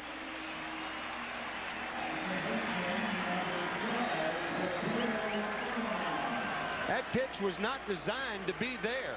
That's a mistake right there. Even though it is outside, it's letter high. When they draw up changeups, they don't say throw them letter high. So Anderson strikes out, and now with Hoyles at second, 2 out, it's Roberto Alomar. That should end the inning. Vizquel wants it, has it. We're halfway through Game 5 of the 1997 ALCS. 2-0 Orioles. The 1997 American League Championship Series on Fox is brought to you by Chevrolet Trucks, the most dependable, longest-lasting trucks on the road. By Miller Lite, who reminds you that anything can happen at Miller Time. By Burger King, where you get your burger's worth. And by DVD Video from Philips Magnavox. Technology for the heart, the spirit, and the imagination. Bottom of the 5th inning here in Game 5. Top of the order coming up for Cleveland. A lot of times when a pitcher throws a changeup, he telegraphs the pitch. The fingers of Chad O.J. showing right there. There it is right there.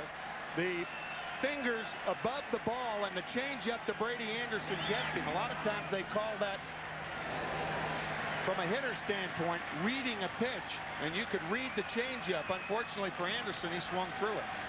Bib Roberts is 2 for 2. Took a ball, now a strike, 1-1. And we could see that clearly from our camera angle, but as a hitter, that hand is behind the hat, and Brady Anderson couldn't probably pick that up until the ball was released, and by then it's too late. Full foul for strike 2 off the bat of Roberts. That's one of the things when you hear about starting pitchers throwing on the side between starts. That's one of the things that you look for mechanically. Are they tipping pitches? Are they showing the ball behind their back or above their head sometime during the delivery? And pitchers will try to conceal the ball until the last possible second so the hitter gets no advantage. A ball and 2 strikes on Bib Roberts, and over the outside corner, strikeout number 3. And Roberts retired for the first time tonight, providing our shots from above. Goodyear Blimp Stars and Stripes. It was 1926 when Goodyear first began a commercial blimp operation with a blimp pilgrim, appropriately named.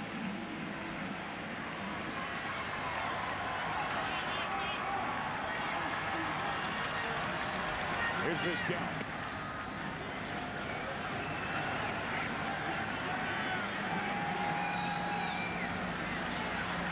Keep in the back of your mind as we play here in the 5th inning. At the end of this 5th inning, this game is official. We're talking about the wind that's whipping around here at Jacobs Field and here in Cleveland, evidently blowing bad weather our way.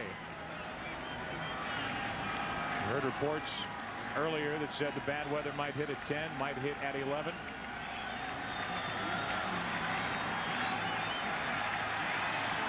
One ball, 1 strike on Vizquel. 2-1.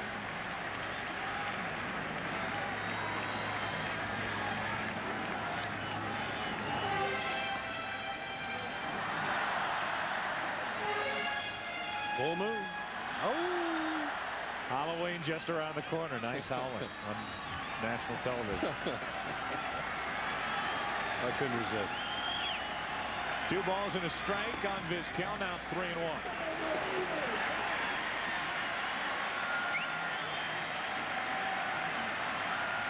Been a good night for howling the last 3 nights here at Jacobs Field. 3 balls and a strike. And now a full count on Vizquel, who looked like he was taking all the way.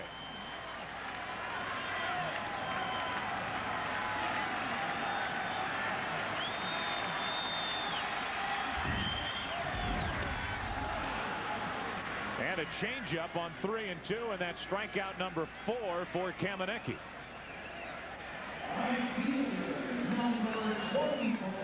Threw a 3-1 sinker to run the count to full, and then comes back with what appeared to be a changeup. You see the bottom drop out right there at the end. Vizquel way out in front.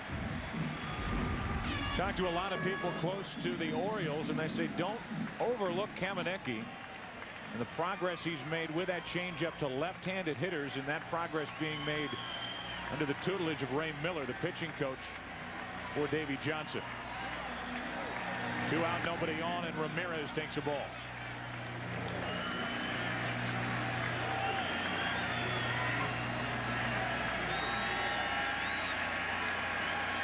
Ramirez hit by a pitch back in the 1st inning and bounced out to 3rd in the 3rd.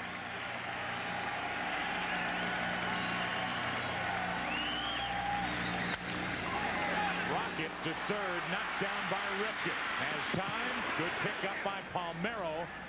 Kamenecki and the Orioles are through 5 innings.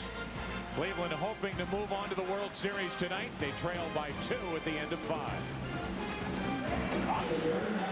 Chad O.J. back to the hill for the 6th inning. Orioles out in front 2-0. They've out hit the Indians 5-4. And Geronimo Baroa will lead off with Baines and Palmeiro to follow.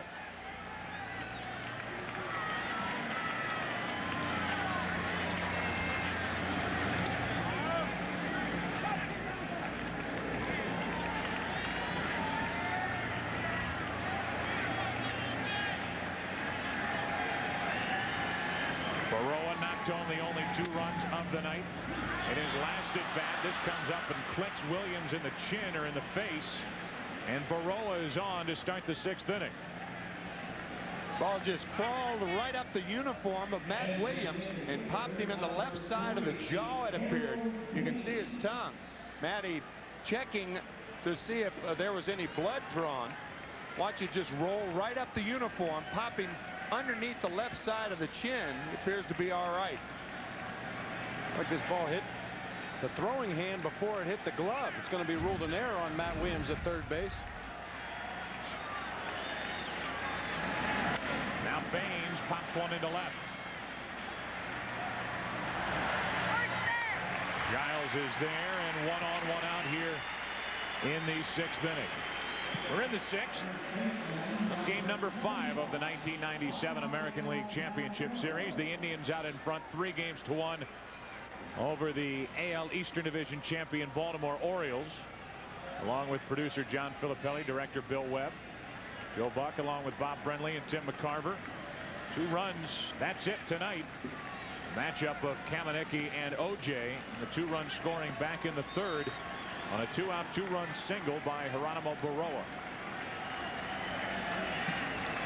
1 on 1 out here for Palmeiro. 0 for 2. Double play, ball to short. Vizquel will take it himself. 6-3, inning over. So while we rave about Kamenicki, let's talk about Chad O.J.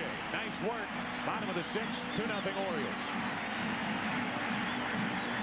Welcome back to Jacobs Field in Cleveland, Ohio. Game 5, bottom of the 6th inning. Orioles trying to stave off elimination, up by 2. Our Aflac trivia question: Sandy Alomar Jr. is the 5th catcher in Major League history to homer 3 times during a single postseason. Who is the only catcher to have hit 4? Think about that for a moment. Now, between innings, Davey Johnson came out to talk to home plate umpire Larry McCoy. Bob, you and I were talking, likely saying that Kamenicki has come up with some sort of injury to allow Jimmy Key, who has taken over on the mound, as long as he needs to warm up.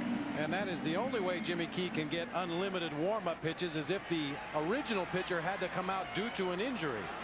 Apparently, by the way, Key has been throwing since he took the mound out here. He did have a chance to throw some pitches in the bullpen, but he will be allowed to get as much time as he needs to get ready to start this ball game.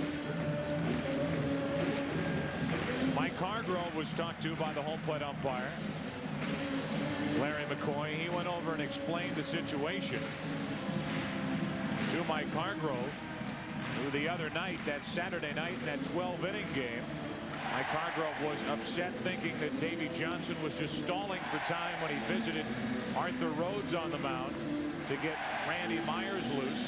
And I'm sure Hargrove's thinking, well, here he goes again, but what can I do to stop him?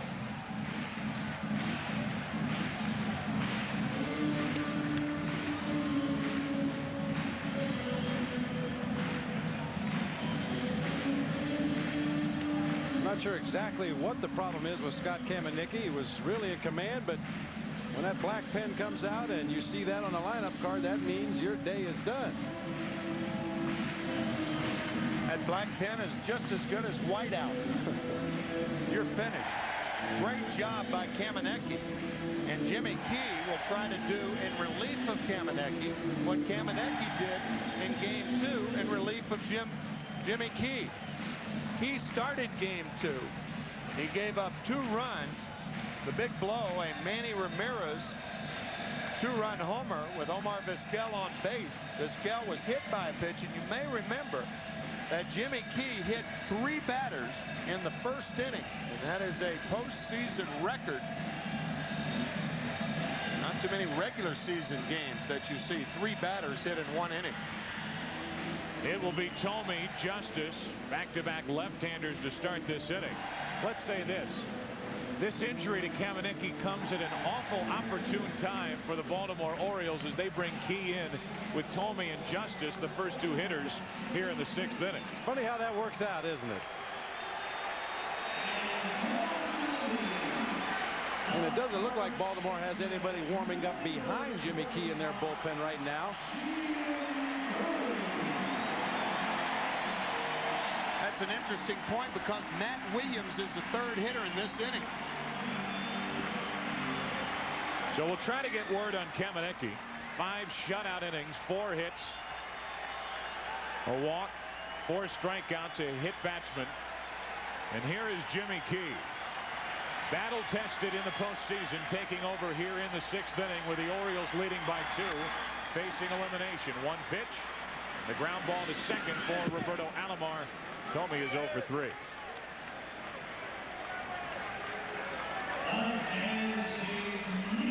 So with Justice walking in, we remind you that this week it's another great week of Fox NFL Sunday action, starting with America's most watched pregame show. Then don't miss the New York Giants taking on the Detroit Lions or other regional action. Coverage begins at noon Eastern, 9 a.m. Pacific, right here on Fox. Check local listings, the game and time in your area. Those are the games this weekend on Fox. Joe, your point is well taken because the coincidence is that Kamenicki gets hurt the minute that Tomey and Justice, 2 left-handed hitters, lead off here in the 6th inning. Just coincidental, though. Right, Bob? Well, you'd almost have to think so. I mean, Davey's got the lineup card in there. We saw him crossing off Kamenicki's name. He knew who was leading off this inning, and if he was planning on making a move, you think he would have gotten Jimmy Key up at the appropriate time and get him started. So that remains to be seen. 1 out, nobody on. A ball and a strike on Justice. Now 2-1. So let's make one more point. When we talked to Davey Johnson before the game and talked to him about this situation, if Kamenicki got into the middle innings, he said he was more inclined at that point to bring in Arthur Rhodes, the left-hander, as opposed to Key. 2 balls, 2 strikes on Justice.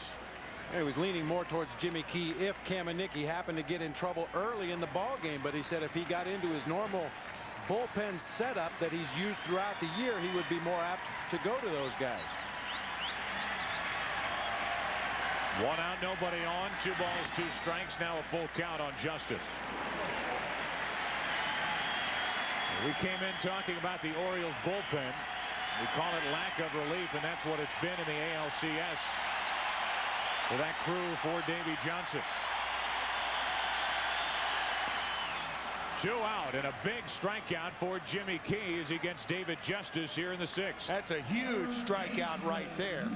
Get an out at any cost because now Matt Williams will be hitting against Key with 2 out and nobody on instead of Justice on at first. Wicked curveball on a 3-2 count. Jimmy Key's always been a very good breaking ball pitcher. Not only the curve we saw right there, he throws a sharp breaking slider, a very good straight changeup. And now Matt Williams with the bases empty, 2 out.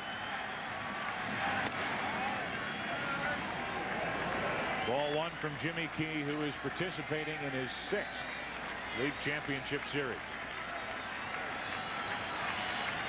Last year with the Yankees, taking on the Orioles. 1 ball, 1 strike, and obviously a very small sample, but Jimmy Key is hitting spots in this inning more than we saw him at any point in game 2.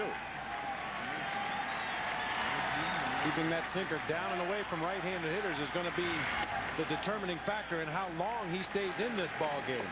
Obviously, he's going to be very effective against left-handers, although they hit higher than right-handers this year against Jimmy Key. But the key pitch to the right-handed batter is that sinker down and away on the outside corner. If he can hit that spot consistently, Davey may stay with him against some of the tough right-handed hitters. 2 balls and a strike on Williams. Down and in, he checked his swing, 3-1. The word we get for Kamenicki, stiffness in his right elbow.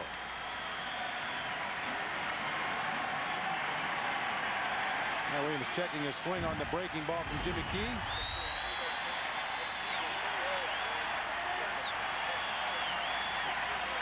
3 balls and a strike and a 2-out walk.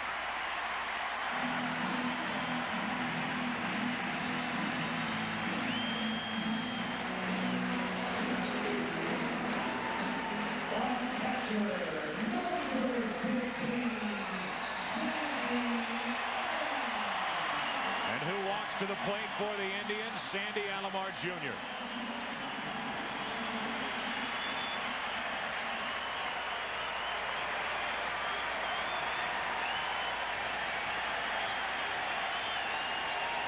Oh for 2 tonight.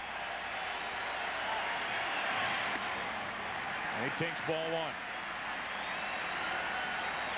Jimmy Key will not come inside to right-handed batters until it's at least an even count, preferably when he's ahead in the count.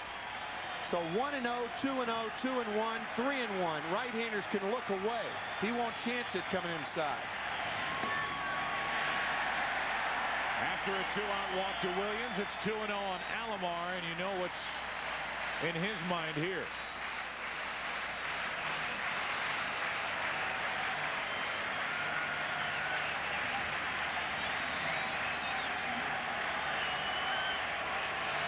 Changeup. 3-0.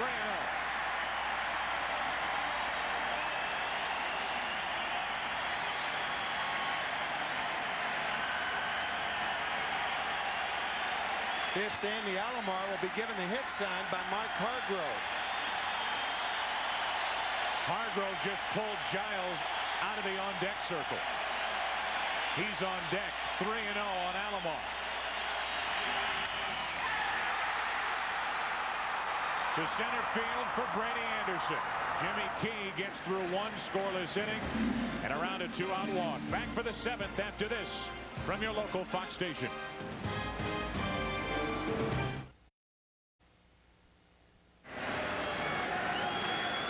Chad O.J. gets into the 7th inning here in Game 5. Game 1, he threw 6 innings. Suffered the loss. He's done everything he can. Ripken up the middle, leadoff base hit to start the 7th inning with the Orioles out in front by 2.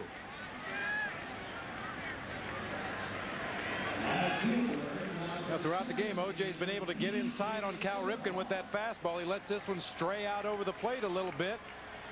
Down in that happy zone where Cal Ripken likes it, and he goes right back through the middle of the box with it. Ripken on for the first time tonight, and in walks B.J. Surhoff 0 for 2.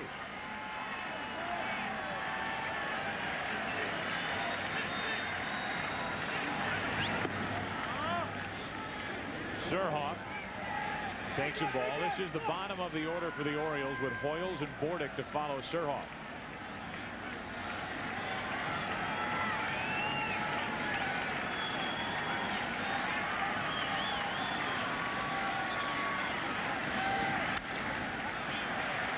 Behind second base for Vizquel. 1 away. Our Aflac trivia question was, Sandy Alomar is the 5th catcher in Major League history to homer 3 times during a single postseason. Which catcher hit the most? The answer is 4 on our Aflac trivia question. And on the answer, it's Gene Tennis. Did it with the Oakland A's in 1972. Gene, that was against the Cincinnati Reds, and Gene Tennis and 1 other player homered in their first 2 World Series appearances. Gene Tennis that year, and Andrew Jones last year, the Atlanta Braves. Hoyles with 1 on, 1 out. And strike 1 from O.J. Eric Plunk, the right-hander. Alvin Mormon, the lefty, getting ready for Mike Hargrove out in the Indians bullpen.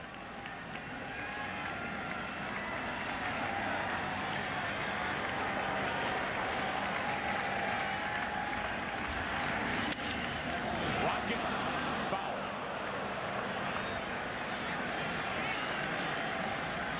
That was a hanger, and that's something that O.J. has stayed away from. Not only the curveball, but the hanging curveballs. Watch this ball just hang up in the zone. spanked sharply by Hoyles, fouled by about a foot and a half.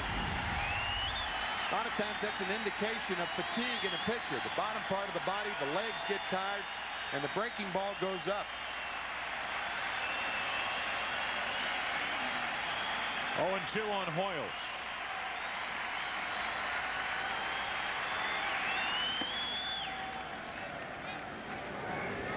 Reason for that, when the legs get tired, the breaking ball goes up. When you have to throw a good breaking ball, you have to drive with the lower part of your body. You see the arm do all the work. You don't see what propels it. That's the lower part of the body. When it gets tired, the breaking ball stays up.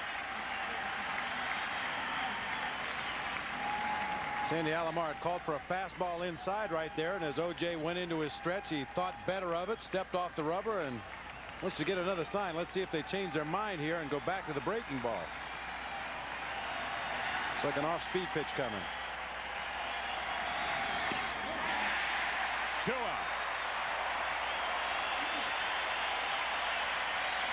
For a report on Orioles starter Scott Kamenecki, let's go down to Steve Lyons. Steve. All right, Joe, standing outside the Orioles clubhouse. The story from the clubhouse is that Scott Kamenecki's elbow, his right elbow, started to tighten up in the 4th, and then in the 5th it really clutched up on him. They didn't want to take any chances. They got him out of there. Joe, back up to you.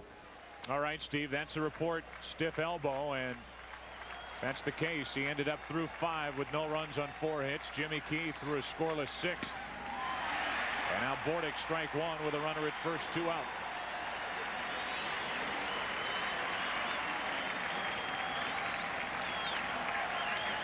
Ripken with 1 stolen base on the year. Bordick with an inclination to go the other way. You wonder why Tomey isn't behind Ripken at first.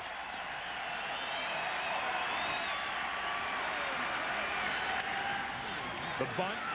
O.J. off the mound. Top of the 7th inning here in Game 5 is history. The Orioles lead 1. They've stranded 4. Time to stretch. Orioles up by 2.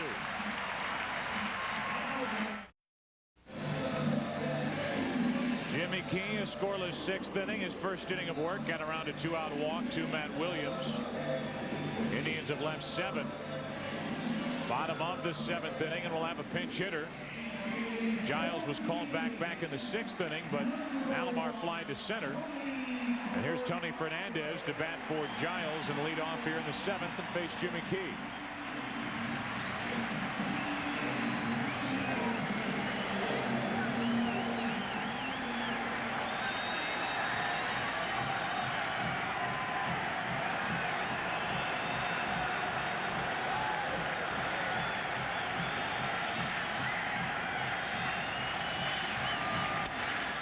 A strike to Fernandez.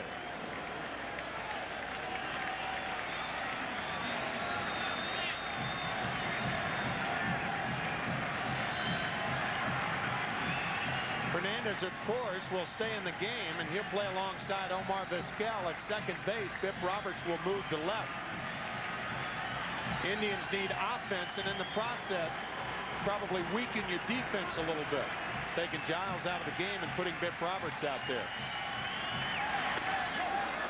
Fernandez straightens up. 1 ball, 1 strike.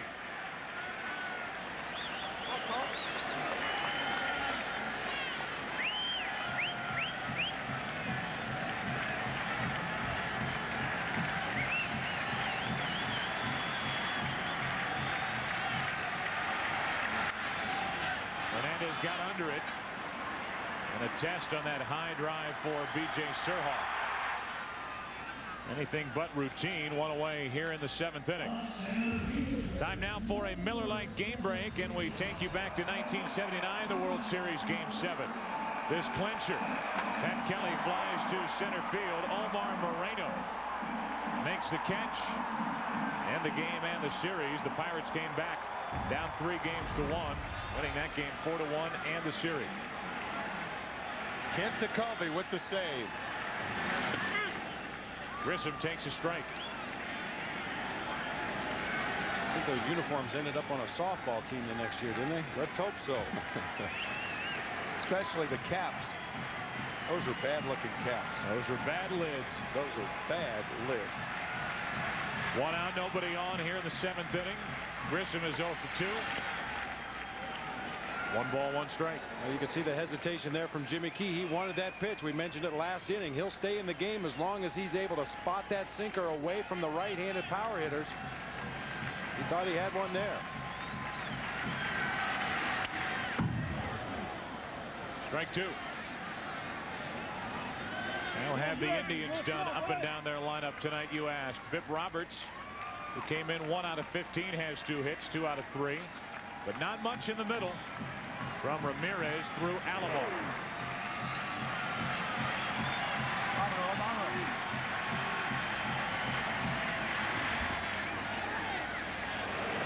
Grissom checked it, 2-2.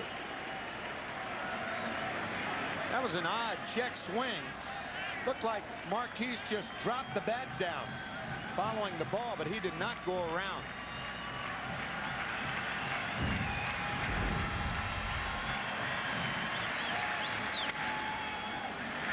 It was jammed and fouled it out of play. Still 2-2. Fair to say the Key is hitting better spots tonight than in game 2. Oh, he looks much sharper now. He looks like the Jimmy Key that threw that clinching game last year in Atlanta for the New York Yankees, hitting spots very well with his fastball. When he does come inside with the fastball, it's off the plate. The hitters aren't able to do anything with it. Marquise Grissom pulls a harmless foul down the third baseline.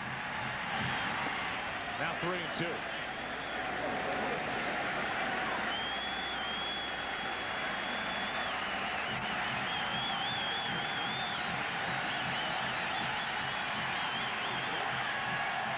Fernandez flying to left, and Grissom stays alive. That game 6 clincher was in New York last year, Bob. We were there. I'm sorry.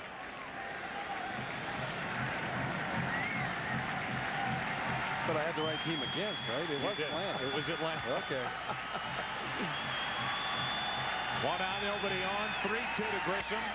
That's well hit to left center. Anderson back to get it. 2 out here in the 7th. That part of the field. That's why Jimmy Key is effective, staying away from the right-handers. If they hit it well, they hit it to the fat part of the field. They can't pull it, and Brady Anderson tracks it down on the track.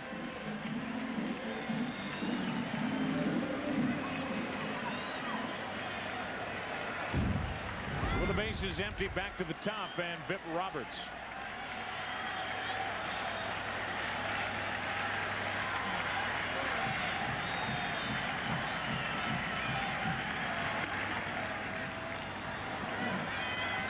There's that sinker on the outside corner again, getting ahead with a fastball in an almost unhittable area.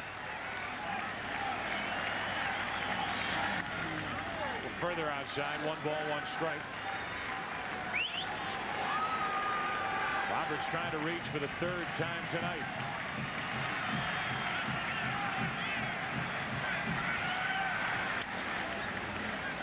Strike 2.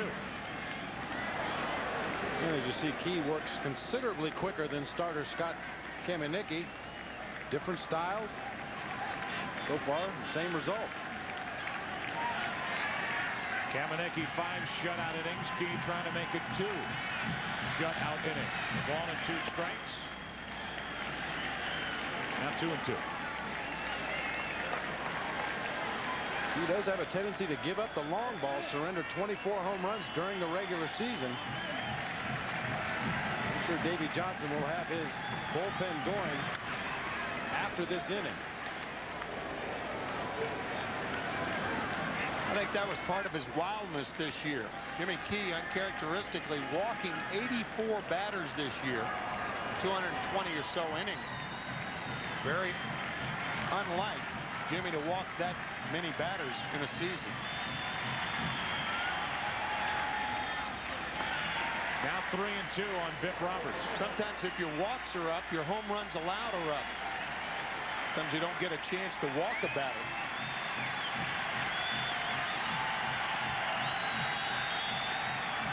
To Vip Roberts. Reached for 1 and grounds to Roberto Alomar. 7th inning is over here in game 5. After 7, Orioles still lead by 2.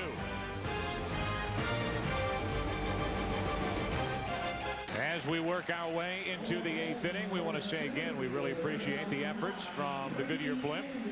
Overhead, Goodyear Blimp Stars and Stripes. Our thanks to Captain Chambers and the entire crew for overhead coverage, not only in tonight's telecast, but all the way through.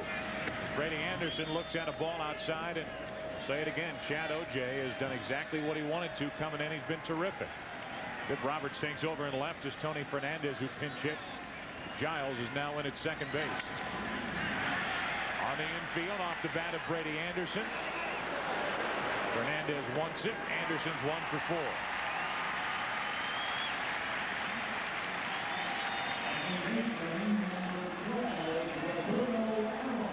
Take a look at our game summary. Geronimo Baroa, the only RBIs tonight, a 2-run single in the 3rd. Alomar was out at 3rd to end the inning.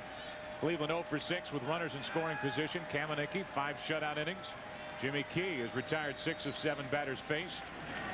And then middle point between those, Ramirez, Justice, and Sandy Alomar so far have been held hitless tonight. Here's Roberto Alomar.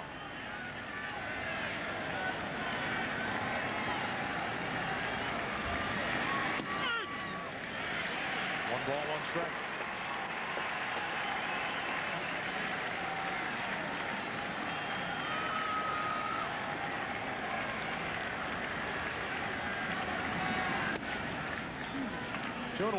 And OJ has pretty much stuck with his pattern in this ball game of going after the lefties with fastballs and changeups and using the breaking ball against the right-handed hitters.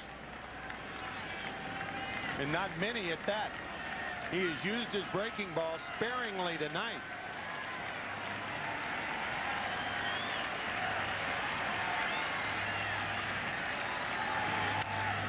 Alomar is jammed, but that's backing out of play. 2-2.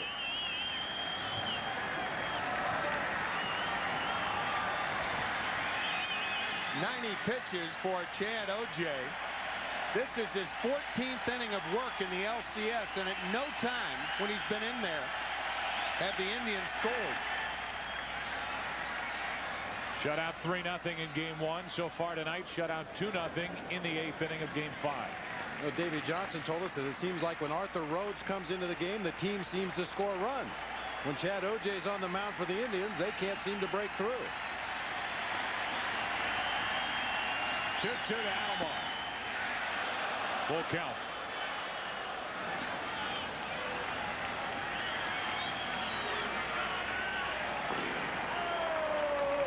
Jesse Orozco, the left-hander. Terry Matthews, the right-hander. Matthews has yet to appear in this ALCS. 3-2 to Alomar. He's jammed on a pitch inside. Manny Ramirez. 2 out.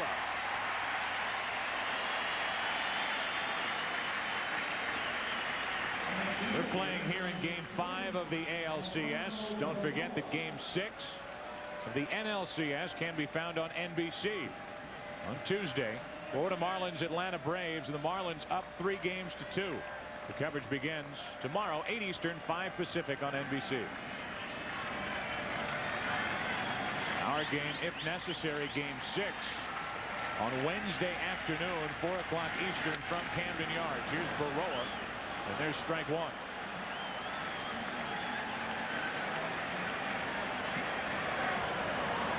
Baroa, obviously a very aggressive swinger up there at the plate, and tonight he's been locked on. He hit a fastball up and out over the plate. He pulled a bullet down to third base on a breaking ball. This may be the night you don't have to throw him a strike to get him out.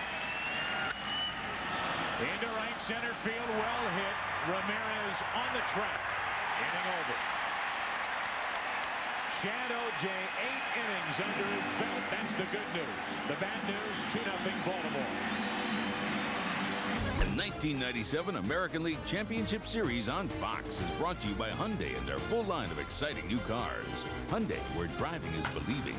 By KFC, home of the Colonel's strips. When you're on the go, everybody needs a little KFC.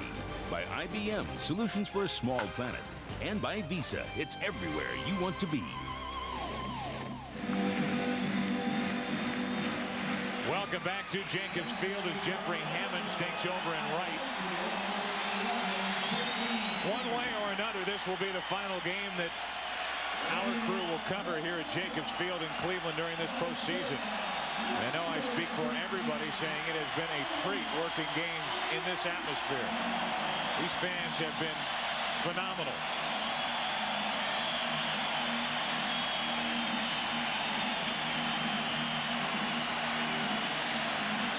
The Indians have been wonderful to Fox Sports. We remind you as we get ready for the bottom of the 8th inning at the end of tonight's game, Tim Bob and I will select the Chevy Truck Player of the game. Here's Vizquel.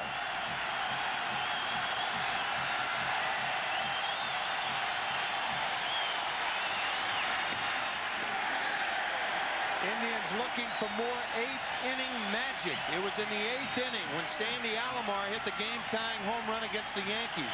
Game 4 division series.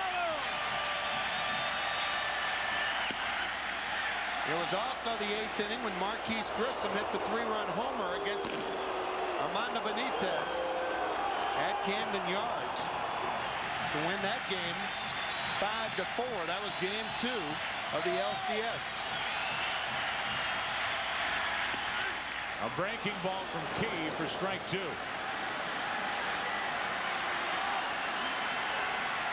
Big sweeping curveball from Jimmy Key. Starts out off the outside corner, just nips the back door. Vizquel leading off, grounds to short. Bordick, 1 out here in the bottom of the 8th. We may have seen Paul Ossenmacher warming up in the Indians bullpen. The Orioles are due to have Harold Baines and Rafael Palmeiro, the first 2 hitters, in the top of the 9th. May have seen the last of Chad O.J. in the ballgame tonight. Davey Johnson, on the other hand, hoping that Jimmy Key and other Oriole bullpenners can hold the Indians here in the 8th and bring in Randy Myers to finish it in the 9th inning.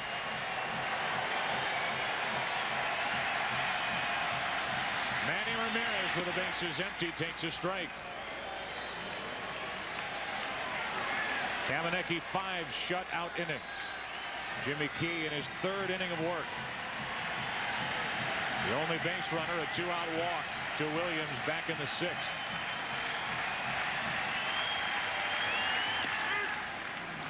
That's strike 2 on Manny Ramirez, who crushed a home run here in game 4 last night. Off Scott Erickson, and that began the comeback for the Indians. That took place in the 5th. Over the outside corner, and Ramirez is gone. 2nd strikeout for Jimmy Key. I think Ramirez should still be up there. I think that was a very liberal strike call by Larry McCoy. The first one a strike. 2nd one on the corner. Watch the 0-2 pitch. That's way outside. When you see a catcher slide out on the outside corner like that, split the outside corner with his body, if he has to reach across and backhand that ball on the right side of the catcher's body, that has to be out of the zone. Well, I have not been around the game of baseball as long as you two have, or seen as much baseball as you two have. But I'll make the comment and hear what you guys have to say. I've never seen a guy who hit 40 home runs during the regular season lifted more for a pinch hitter than Jim Thome is. Especially in this situation. Here's Seitzer, who hit 2 home runs during the regular season. Facing Key with 2 out, nobody on. Get no argument out of me. Nor out of me, I'll tell you. Guy hits 40 bombs. I've got to have him up there at the plate late in the ball game. Mike Hargrove has done this throughout the entire postseason. He said he just does not like Jim Thome matched up with Jimmy Key. Key did make the start in game 2, and Thome started the game on the bench. You can understand it in a bunting situation. Seitzer in 2 of those situations came up to bunt, but in this situation, guy with that many home runs, too dangerous. 2 balls and a strike, and I said it last night, it's worth repeating. Never do you hear Thome complain about it. No.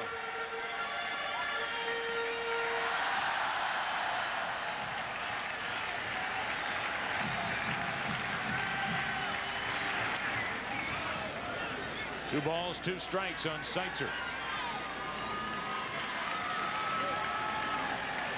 Nagy wondering if he will pitch Game 6 on Wednesday afternoon at Camden Yards.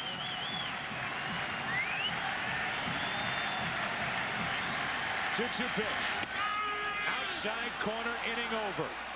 Another borderline pitch. Key gets the call. 3 shutout innings from Jimmy Key.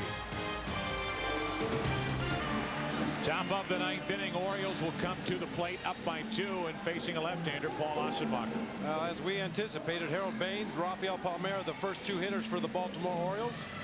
Mike Hargrove goes to the lefty. Chad Ojai, quite a performance, gave up only the 2 runs on the base hit by Geronimo Baroa back in the 3rd inning. Assenmacher working in his 8th postseason game.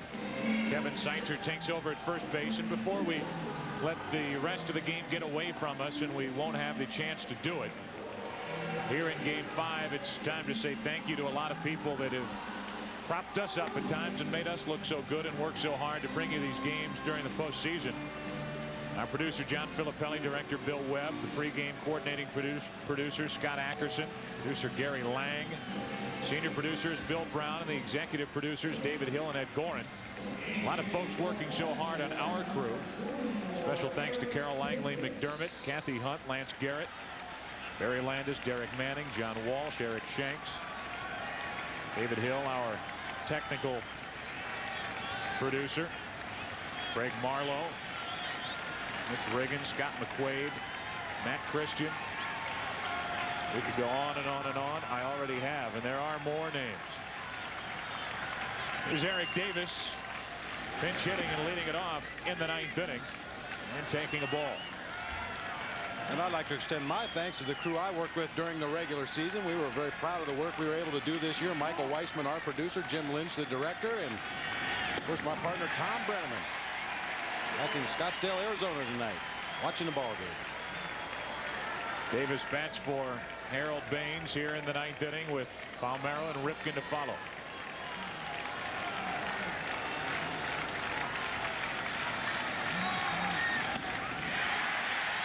I talked to Tom this afternoon on an Arizona Diamondback hour that they have out in Phoenix. And I had a message in the hotel saying, please call Tom Birmingham. I had no idea who it was. A ball and 2 strikes on Eric Davis, leading it off in the 9th inning, and that's well hit into left center field. Roberts back, looks up, and it's gone. Eric Davis goes deep here in the ALCS to make it 3-0 Orioles, and you cannot say enough about Eric Davis, what he is made up of, what he has gone through since the middle of June. Diagnosed with colon cancer, undergoing an operation to remove that cancerous tumor, going through chemotherapy, and the inspirational leader not only for the Orioles but so many people hit with cancer across this country. So many smiles in the Oriole dugout. That breaking ball from Assenmacher down and in, right in Eric Davis's wheelhouse.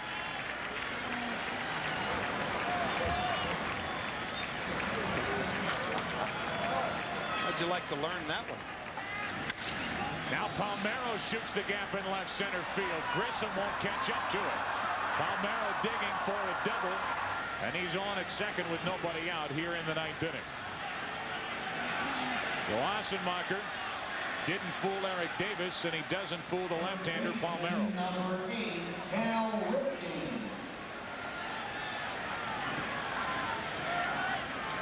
Well, Palmeiro's had a tendency throughout the postseason to pull off the ball. They say he's been pull conscious. Facing the left-hander Assenmacher, he stays with the pitch and goes to the opposite field. That's got to be a good sign for Davey Johnson and the Orioles.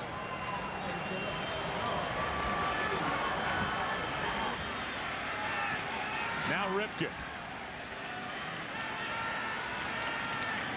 Palmeiro at second with nobody out. Ripken is 1 for 3 tonight, and he shoots one into left center field. Palmeiro is waved home. No play by Roberts, and it's a 4-0 Oriole lead.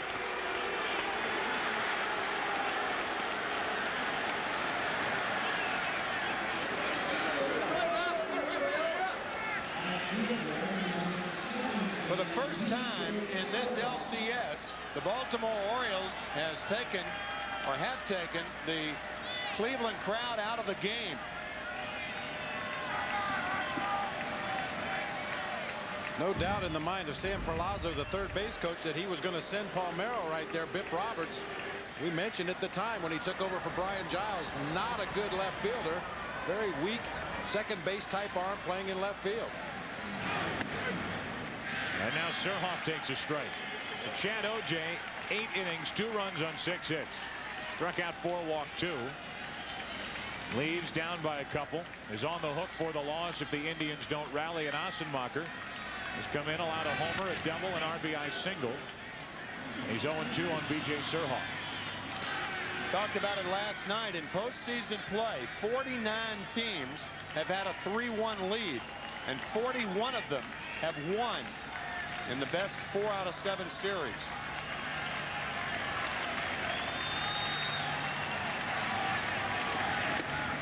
Surhoff stays alive. That caught the left thumb of Sandy Alomar. Sometimes people think if it's a foul tip that hits in the mitt, it doesn't hurt. Depends on where it hits. Oh, the heel of the glove. It's not as bad as it would be had it hit the thumb.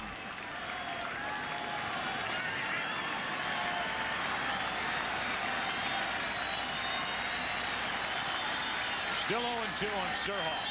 Hard hit and through the right side into right field. Ripken stops at second, and the first 4 have reached. 2 have scored here in the 9th inning.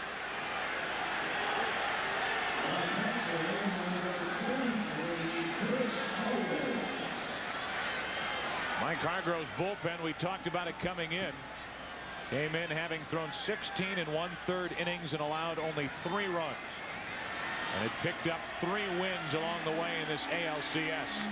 And while Hargrove comes out to make a change, the Orioles facing elimination here tonight. The last 4 times they have been in this position, they have lost. 73 in the ALCS Game 5 to Oakland. 74 ALCS Game 4 to Oakland. 1979 World Series, and then last year in Game 5 taking on the New York Yankees. Mike Jackson will walk in from the bullpen. Eric Davis has gone deep in the 9th. The Orioles trying to get this series back to Baltimore, lead by 4. Second pitcher of the inning for the Cleveland Indians here in the 9th is right-hander Mike Jackson. Jackson making his 8th appearance of the postseason. Pitched an inning in last night's ball game, gave up a hit, struck out a couple of batters, no walks, no runs. The 8 strikeouts we've talked about Mike Jackson throughout this series. Best pitch is that nasty slider, and he will set it up with the fastball inside.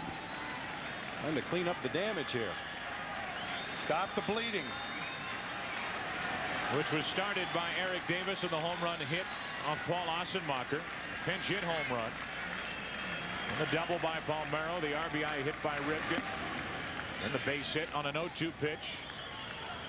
The bat of B.J. Surhoff, and Chris Hoyles, Bob Brenly, just tried to bunt.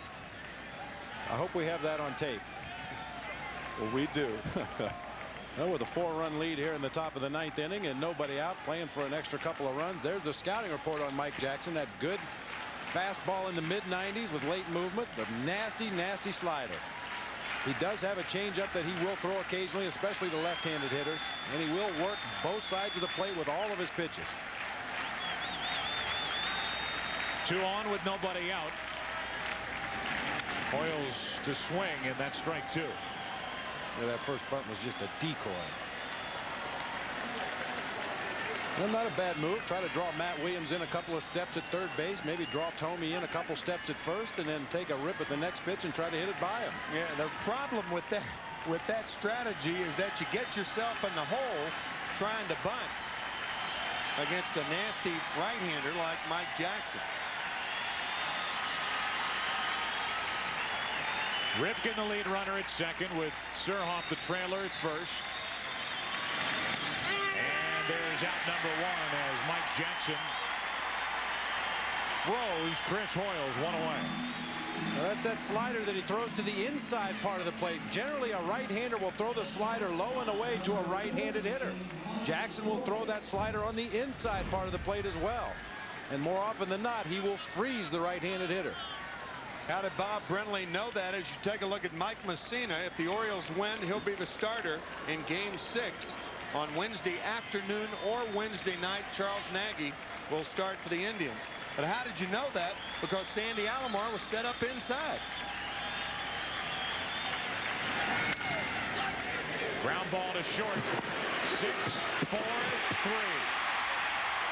Mike Jackson does his job yet again. Further damage is avoided. Bottom of the ninth.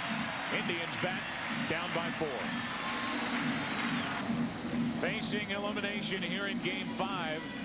The Baltimore Orioles have ridden Scott Kamenecki, Jimmy Key, and now hope for the same from Randy Myers to a possible win to force Game 6 back in Baltimore on Wednesday. Myers takes over.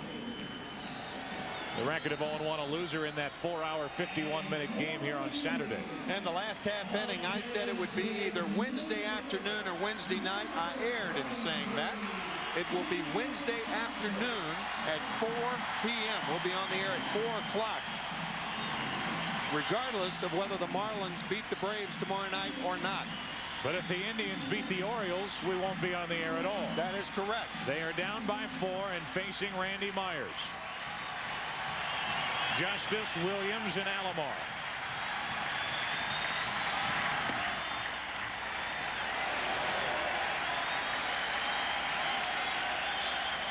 This is a non-save situation. Sam is still pulling hard.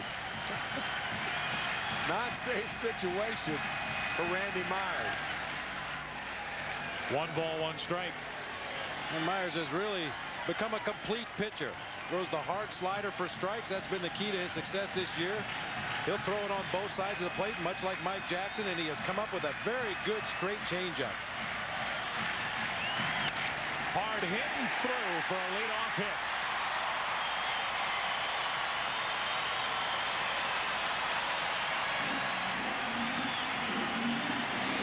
That was a middle of the plate fastball, and Justice singles hard to right field. Right down the pipe with that fastball. Through the hole on the right side. Those crossed arms that Davy Johnson just gave Rafael Palmeiro. That means play behind the runner at first base. Make believe there is nobody on base. That's how you play this situation. Now Matt Williams 0 for 2 with a walk. Chased one there, strike 1. Now Myers usually works the outside part of the plate to right-handed hitters, especially in a situation where a long ball could beat him.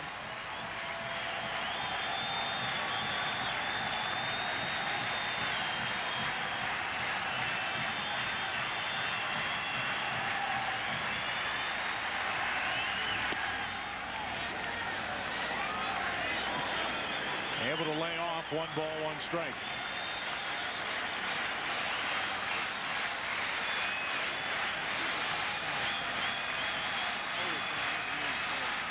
That backdoor slider we mentioned in the scouting report, trying to nip that outside corner with the slider just outside.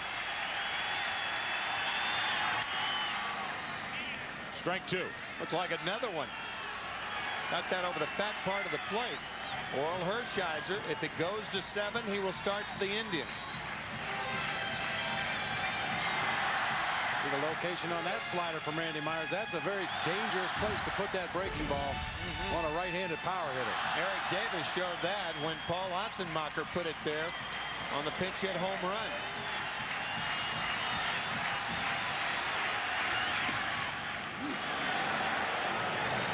Two and 2. Well, Myers has shown everything he's got on the scouting report to Matt Williams in this one at bat. A high fastball, a backdoor slider, a slider down and in, and then a changeup.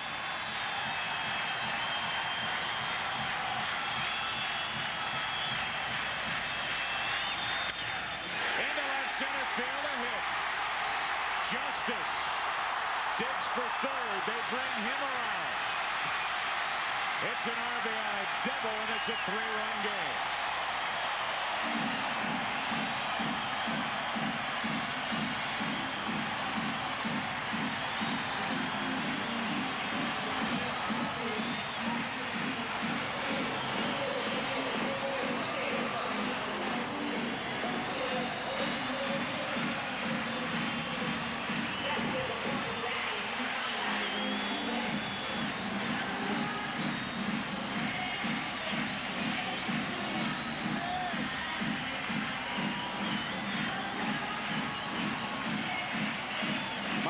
tries to go to the back door with that slider again. Strays out over the heart of the plate and down right in Matt Williams' power zone. He drives it into the gap in left center. Dave Justice, bad knee and all, scores all the way from first base.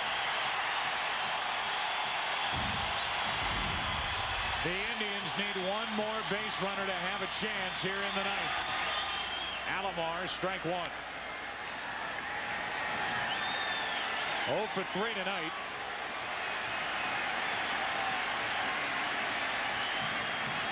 With Fernandez next, and then Grissom.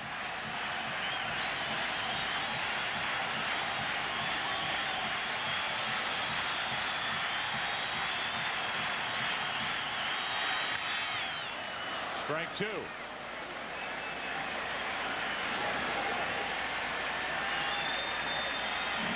If Alomar gets on, keep in mind that Tony Fernandez hit .397 against left-handed pitching this year with 11 home runs.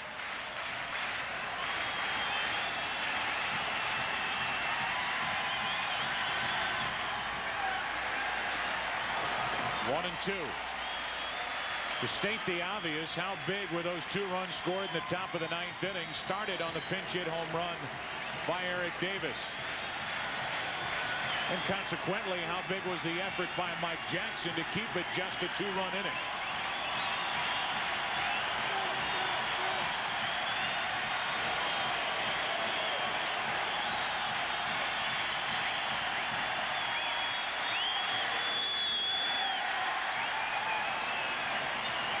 Two balls, 2 strikes on Sandy Alomar.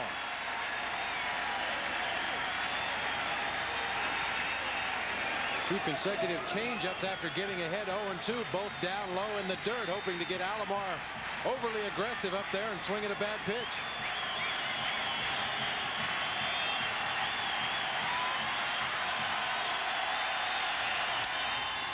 Into shallow right. Hammond's back and now in. Williams will stay put, 1 out. And the Orioles now 2 outs away from forcing Game 6 back in Baltimore.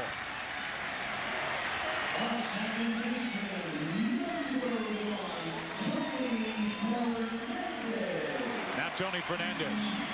Chris Hoyle's out to talk to Randy Myers. In a situation like this, a good play would be a bunt for a base hit. Tony Fernandez likes to do that. You got Marquise Grissom on deck. You want to fight your way on any way you can. Matt Williams at second base obviously is not compelled to go to third base on any kind of a bunt. Cal Ripken, as a matter of fact, kind of looking for that. Kind of wandering around at third base. Will probably play even with the line.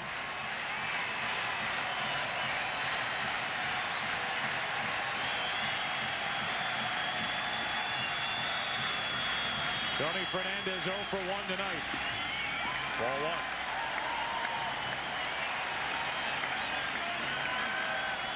Big numbers for Fernandez against Randy Myers in his career.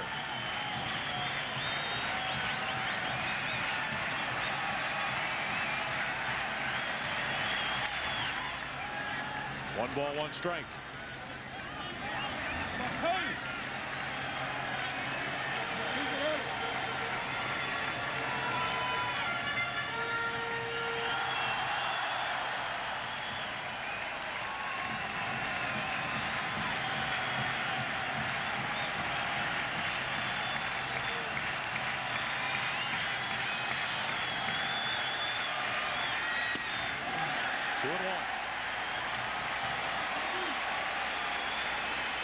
I would figure that the right-handed hitters that hit to the opposite field are the guys that are going to have better success against Randy Myers because of the fact he works that outside corner so much to right-handed hitters.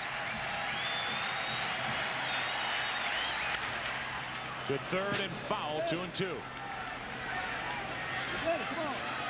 Just 1 point to bring up about Myers this season. 45 saves. Blew only 1 save chance. This is not a save opportunity for him here tonight, but it might as well be. And we talked about it in Game 3. Davey Johnson jokingly said that on 2-2 counts, Randy Myers many times intentionally threw ball 3 so he could set up that changeup on the full count. Into left field. That's a hit. Williams scores on the double by Fernandez.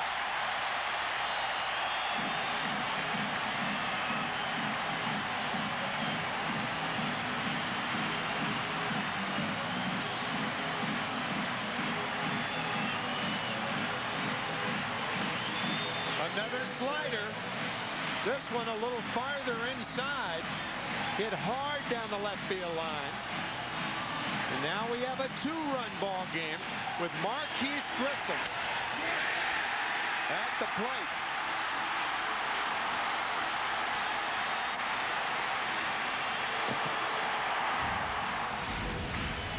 Looked like Tony Fernandez wanted to stop and applaud his performance there and then realized, hey, I think I should run now. You know, by the way I look at this, if I'm Marquise Grissom right now, I'm going to look fastball or changeup away. I don't think Randy Myers is going to get burned again with that slider. He was burned against Matt Williams, the double to left center, a slider that stayed in the middle of the plate, a slider that stayed in the middle of the plate to Tony Fernandez. If you're Grissom, you have to look away, I would think. Yeah, at this point in his career, that's Randy Myers' third best pitch, that slider. Right.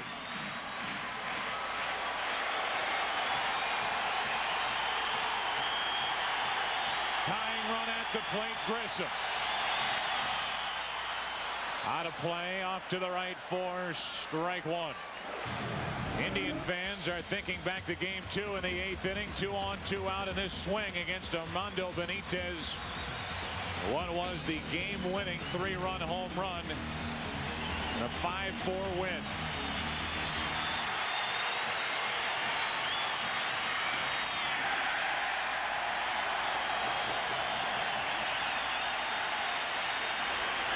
The first 2 pitches have been away.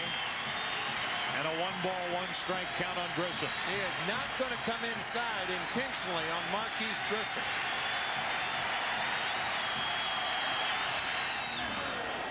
That pitch was up. Fouled back for strike 2.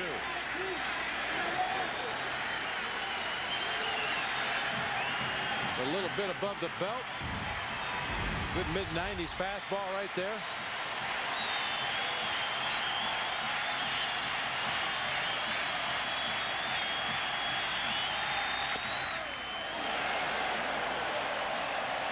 Two.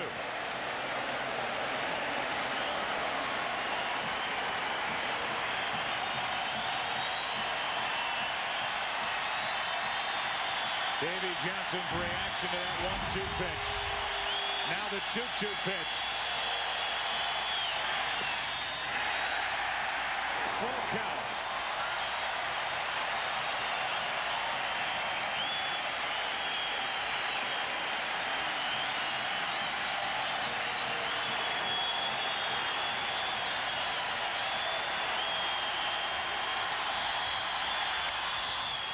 Myers knocks it down, chases it, can't make a play.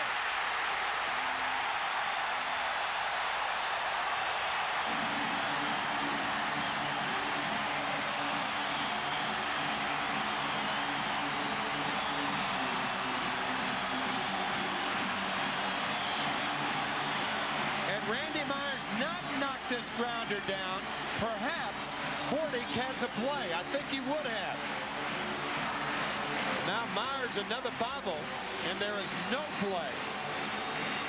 The interesting thing about this clears second base by getting Fernandez to third. Grissom is a stealing threat. 22 stolen bases on the year. The tying runs are on. Top of the order, Vic Roberts.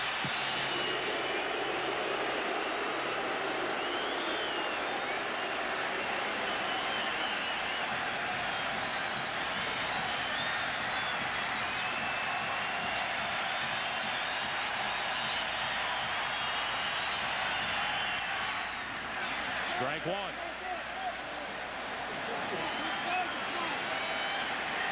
And even with the 4-0 Oriole lead coming into the bottom of the 9th inning, I'm sure this uprising by the Indians here at Jacobs Field surprises no one.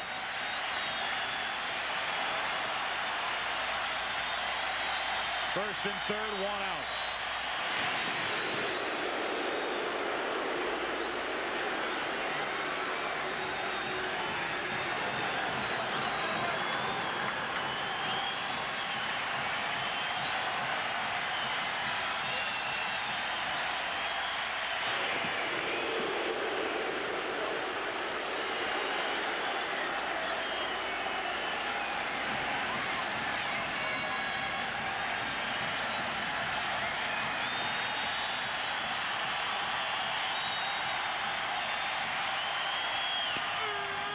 Strike two.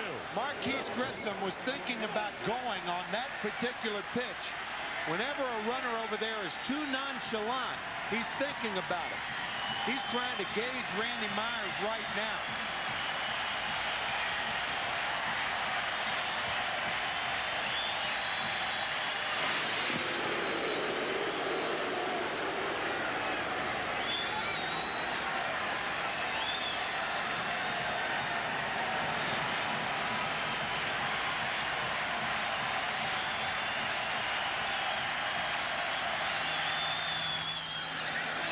Still 0-2. The reason that Grissom would be more inclined to steal now is that Bip Roberts and Omar Vizquel, for the most part, are singles hitters.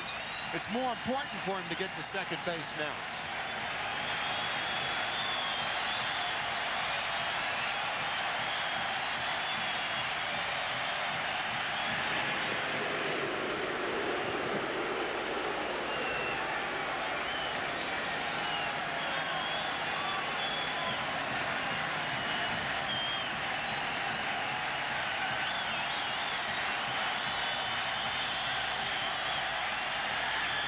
Grissom going, throw down, too late. 2 out.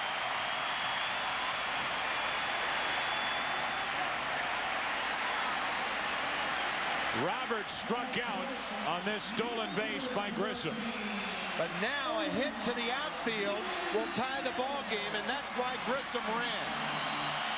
He waited, and then when he took off, Chris Hoyles with just a straight throw. There's no need to look the runner back at third. He's going nowhere.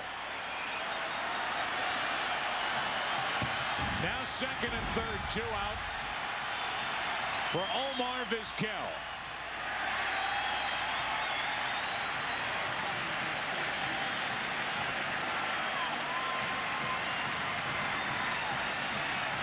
A base hit could tie it here in the 9th inning.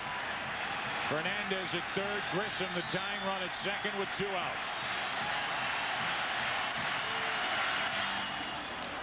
One ball, one strike.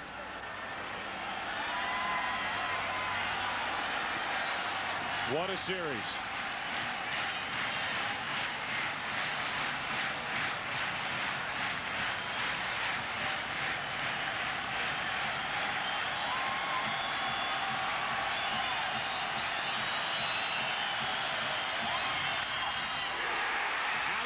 Behind the bag, great effort, game over.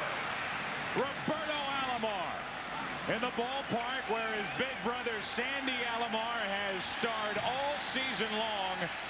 Took a possible game-tying hit away up the middle off the bat of Vizquel, and not only kept it on the infield but gets the out at first to force game 6. This is about as good as it gets defensively for a second baseman. Game on the line, goes way behind the bag, took a little bit of a funny hop, throws off balance, gets enough on it to nip Vizquel at first base. We have talked about it a number of times during the series. With 2 outs and an important run on at second base, the infield plays deeper. Alomar fielded that ball 3 feet on the outfield grass to make the play. Brilliant play by Alomar. And this series, the 1997 ALCS, will at least go 6 games as it will head back to Baltimore. The final here in game 5, 4-2. The Orioles win it. And our Chevy truck player of the game is the man who started this game on the mound for the Orioles. Pressure situation. Scott Kamenicki, in his second postseason start, comes up with a victory with 5 shutout innings. But don't forget the work by Jimmy Key and eventually Randy Myers in the 9th. This series will go back to Baltimore for game 6 on Wednesday afternoon. We'll come back with interviews and plays of this game in just a moment. 4-2 Baltimore in game 5. Back to Jacobs Field in a minute. 5-4-2 Orioles. The Indians still lead the series 3-2, and we go down to the field and Steve Lyons. Steve. All right, Joe, one of the heroes of this ball game, Eric Davis. Eric, we know everything that you've been dealing with this year with the colon cancer and everything. Rank that home run among the biggest you've ever hit. Well, it has to be the 3rd on the totem pole. My first one in the major leagues, the home run, the first game off Dave Stewart, in this one. Now, how about the situation that you guys are in, every game's a Game 7. The pressure's really been put on your ball club. Well, we don't have any pressure. I mean, the only thing we can do is go out and give 110%. And our main goal, you know, after we got down 3-1, was to get back home and get in our white uniform. So we still got that opportunity. Absolutely. You get to go back home now. Tell me a little bit about playing in the atmosphere of Jacobs Field. These guys have been crazy, and it's been a tough atmosphere to come in and be the visiting team. Actually, you know, it's great, you know, because, you know, they have a real enthusiastic crowd, and you know, they support their club real well, you know, but our fans are just enthusiastic, and they're going to support us when we get home. Now, we know that your treatments come at different variances. When is your next chemo treatment, and how will you react to that afterwards? Well, it's scheduled for Friday, but, you know, it has a chance of changing. It depends on the situation, so... you know, hopefully I have to do it before the World Series, hopefully. That sounds good to all the Orioles fans out there. Eric Davis, thank you very much. Joe, let's send it back up to you. All right, Steve Lyons, thank you very much. There's your final here in Game 5, a 4-2 Oriole win. The Orioles come away with the victory. They sent Scott Kamenicki to the mound tonight, got 5 shutout innings, and then turned it over to Jimmy Key. And I guess that 9th inning falls into the category, guys, of it's never easy. Randy Myers went out there and you figure, well, it's going to be 3 and out, but these Cleveland Indians, it's been such a fun story to be a part of here in the postseason. They almost overcame Randy Myers in that 4-run lead. Well, all you can ask for is exciting games. As far as our part, sitting up here in the booth, give us an exciting ball game, and both these teams have certainly fulfilled their end of the deal. They've certainly accommodated all of us, and we gave Scott Kamenicki the Player of the Game award. Jimmy Key, with 3 scoreless innings, certainly had a lot to do with this win by the Orioles. Meanwhile, on the other side, a guy who could get overlooked is Chad Ojai. I mean, he goes 8 shutout innings in that rare stumble in the bullpen by Paul Ossenmacher. Mike Jackson keeps it a 4-run game, but don't overlook the work by Chad Ojai. Yeah, that was his 2nd longest outing of the entire year. The other one, of course, was a complete game against Baltimore earlier in this season, and tell you give up a couple of runs, usually you got a pretty good chance to win a ball game. Final point to make before we get off the air for tonight's game, and that is the 2 games coming up in Baltimore. Now the Orioles, even though they're down by a game, have Messina going in Game 6 and have Erickson going in Game 7. And we might add that the last time we saw a team come back from a 3-1 deficit was last year during the National League Championship Series, when the Atlanta Braves came back and beat the Cardinals 3 in a row. So the Baltimore Orioles today, faced with elimination if they didn't win here in Cleveland, end up with a 4-2 victory in this series. Will head back to Baltimore for Game 6. That will take place on Wednesday, Game 6 of the ALCS, as the scene shifts back to Baltimore, where Mike Messina tries to keep the Orioles postseason hopes alive.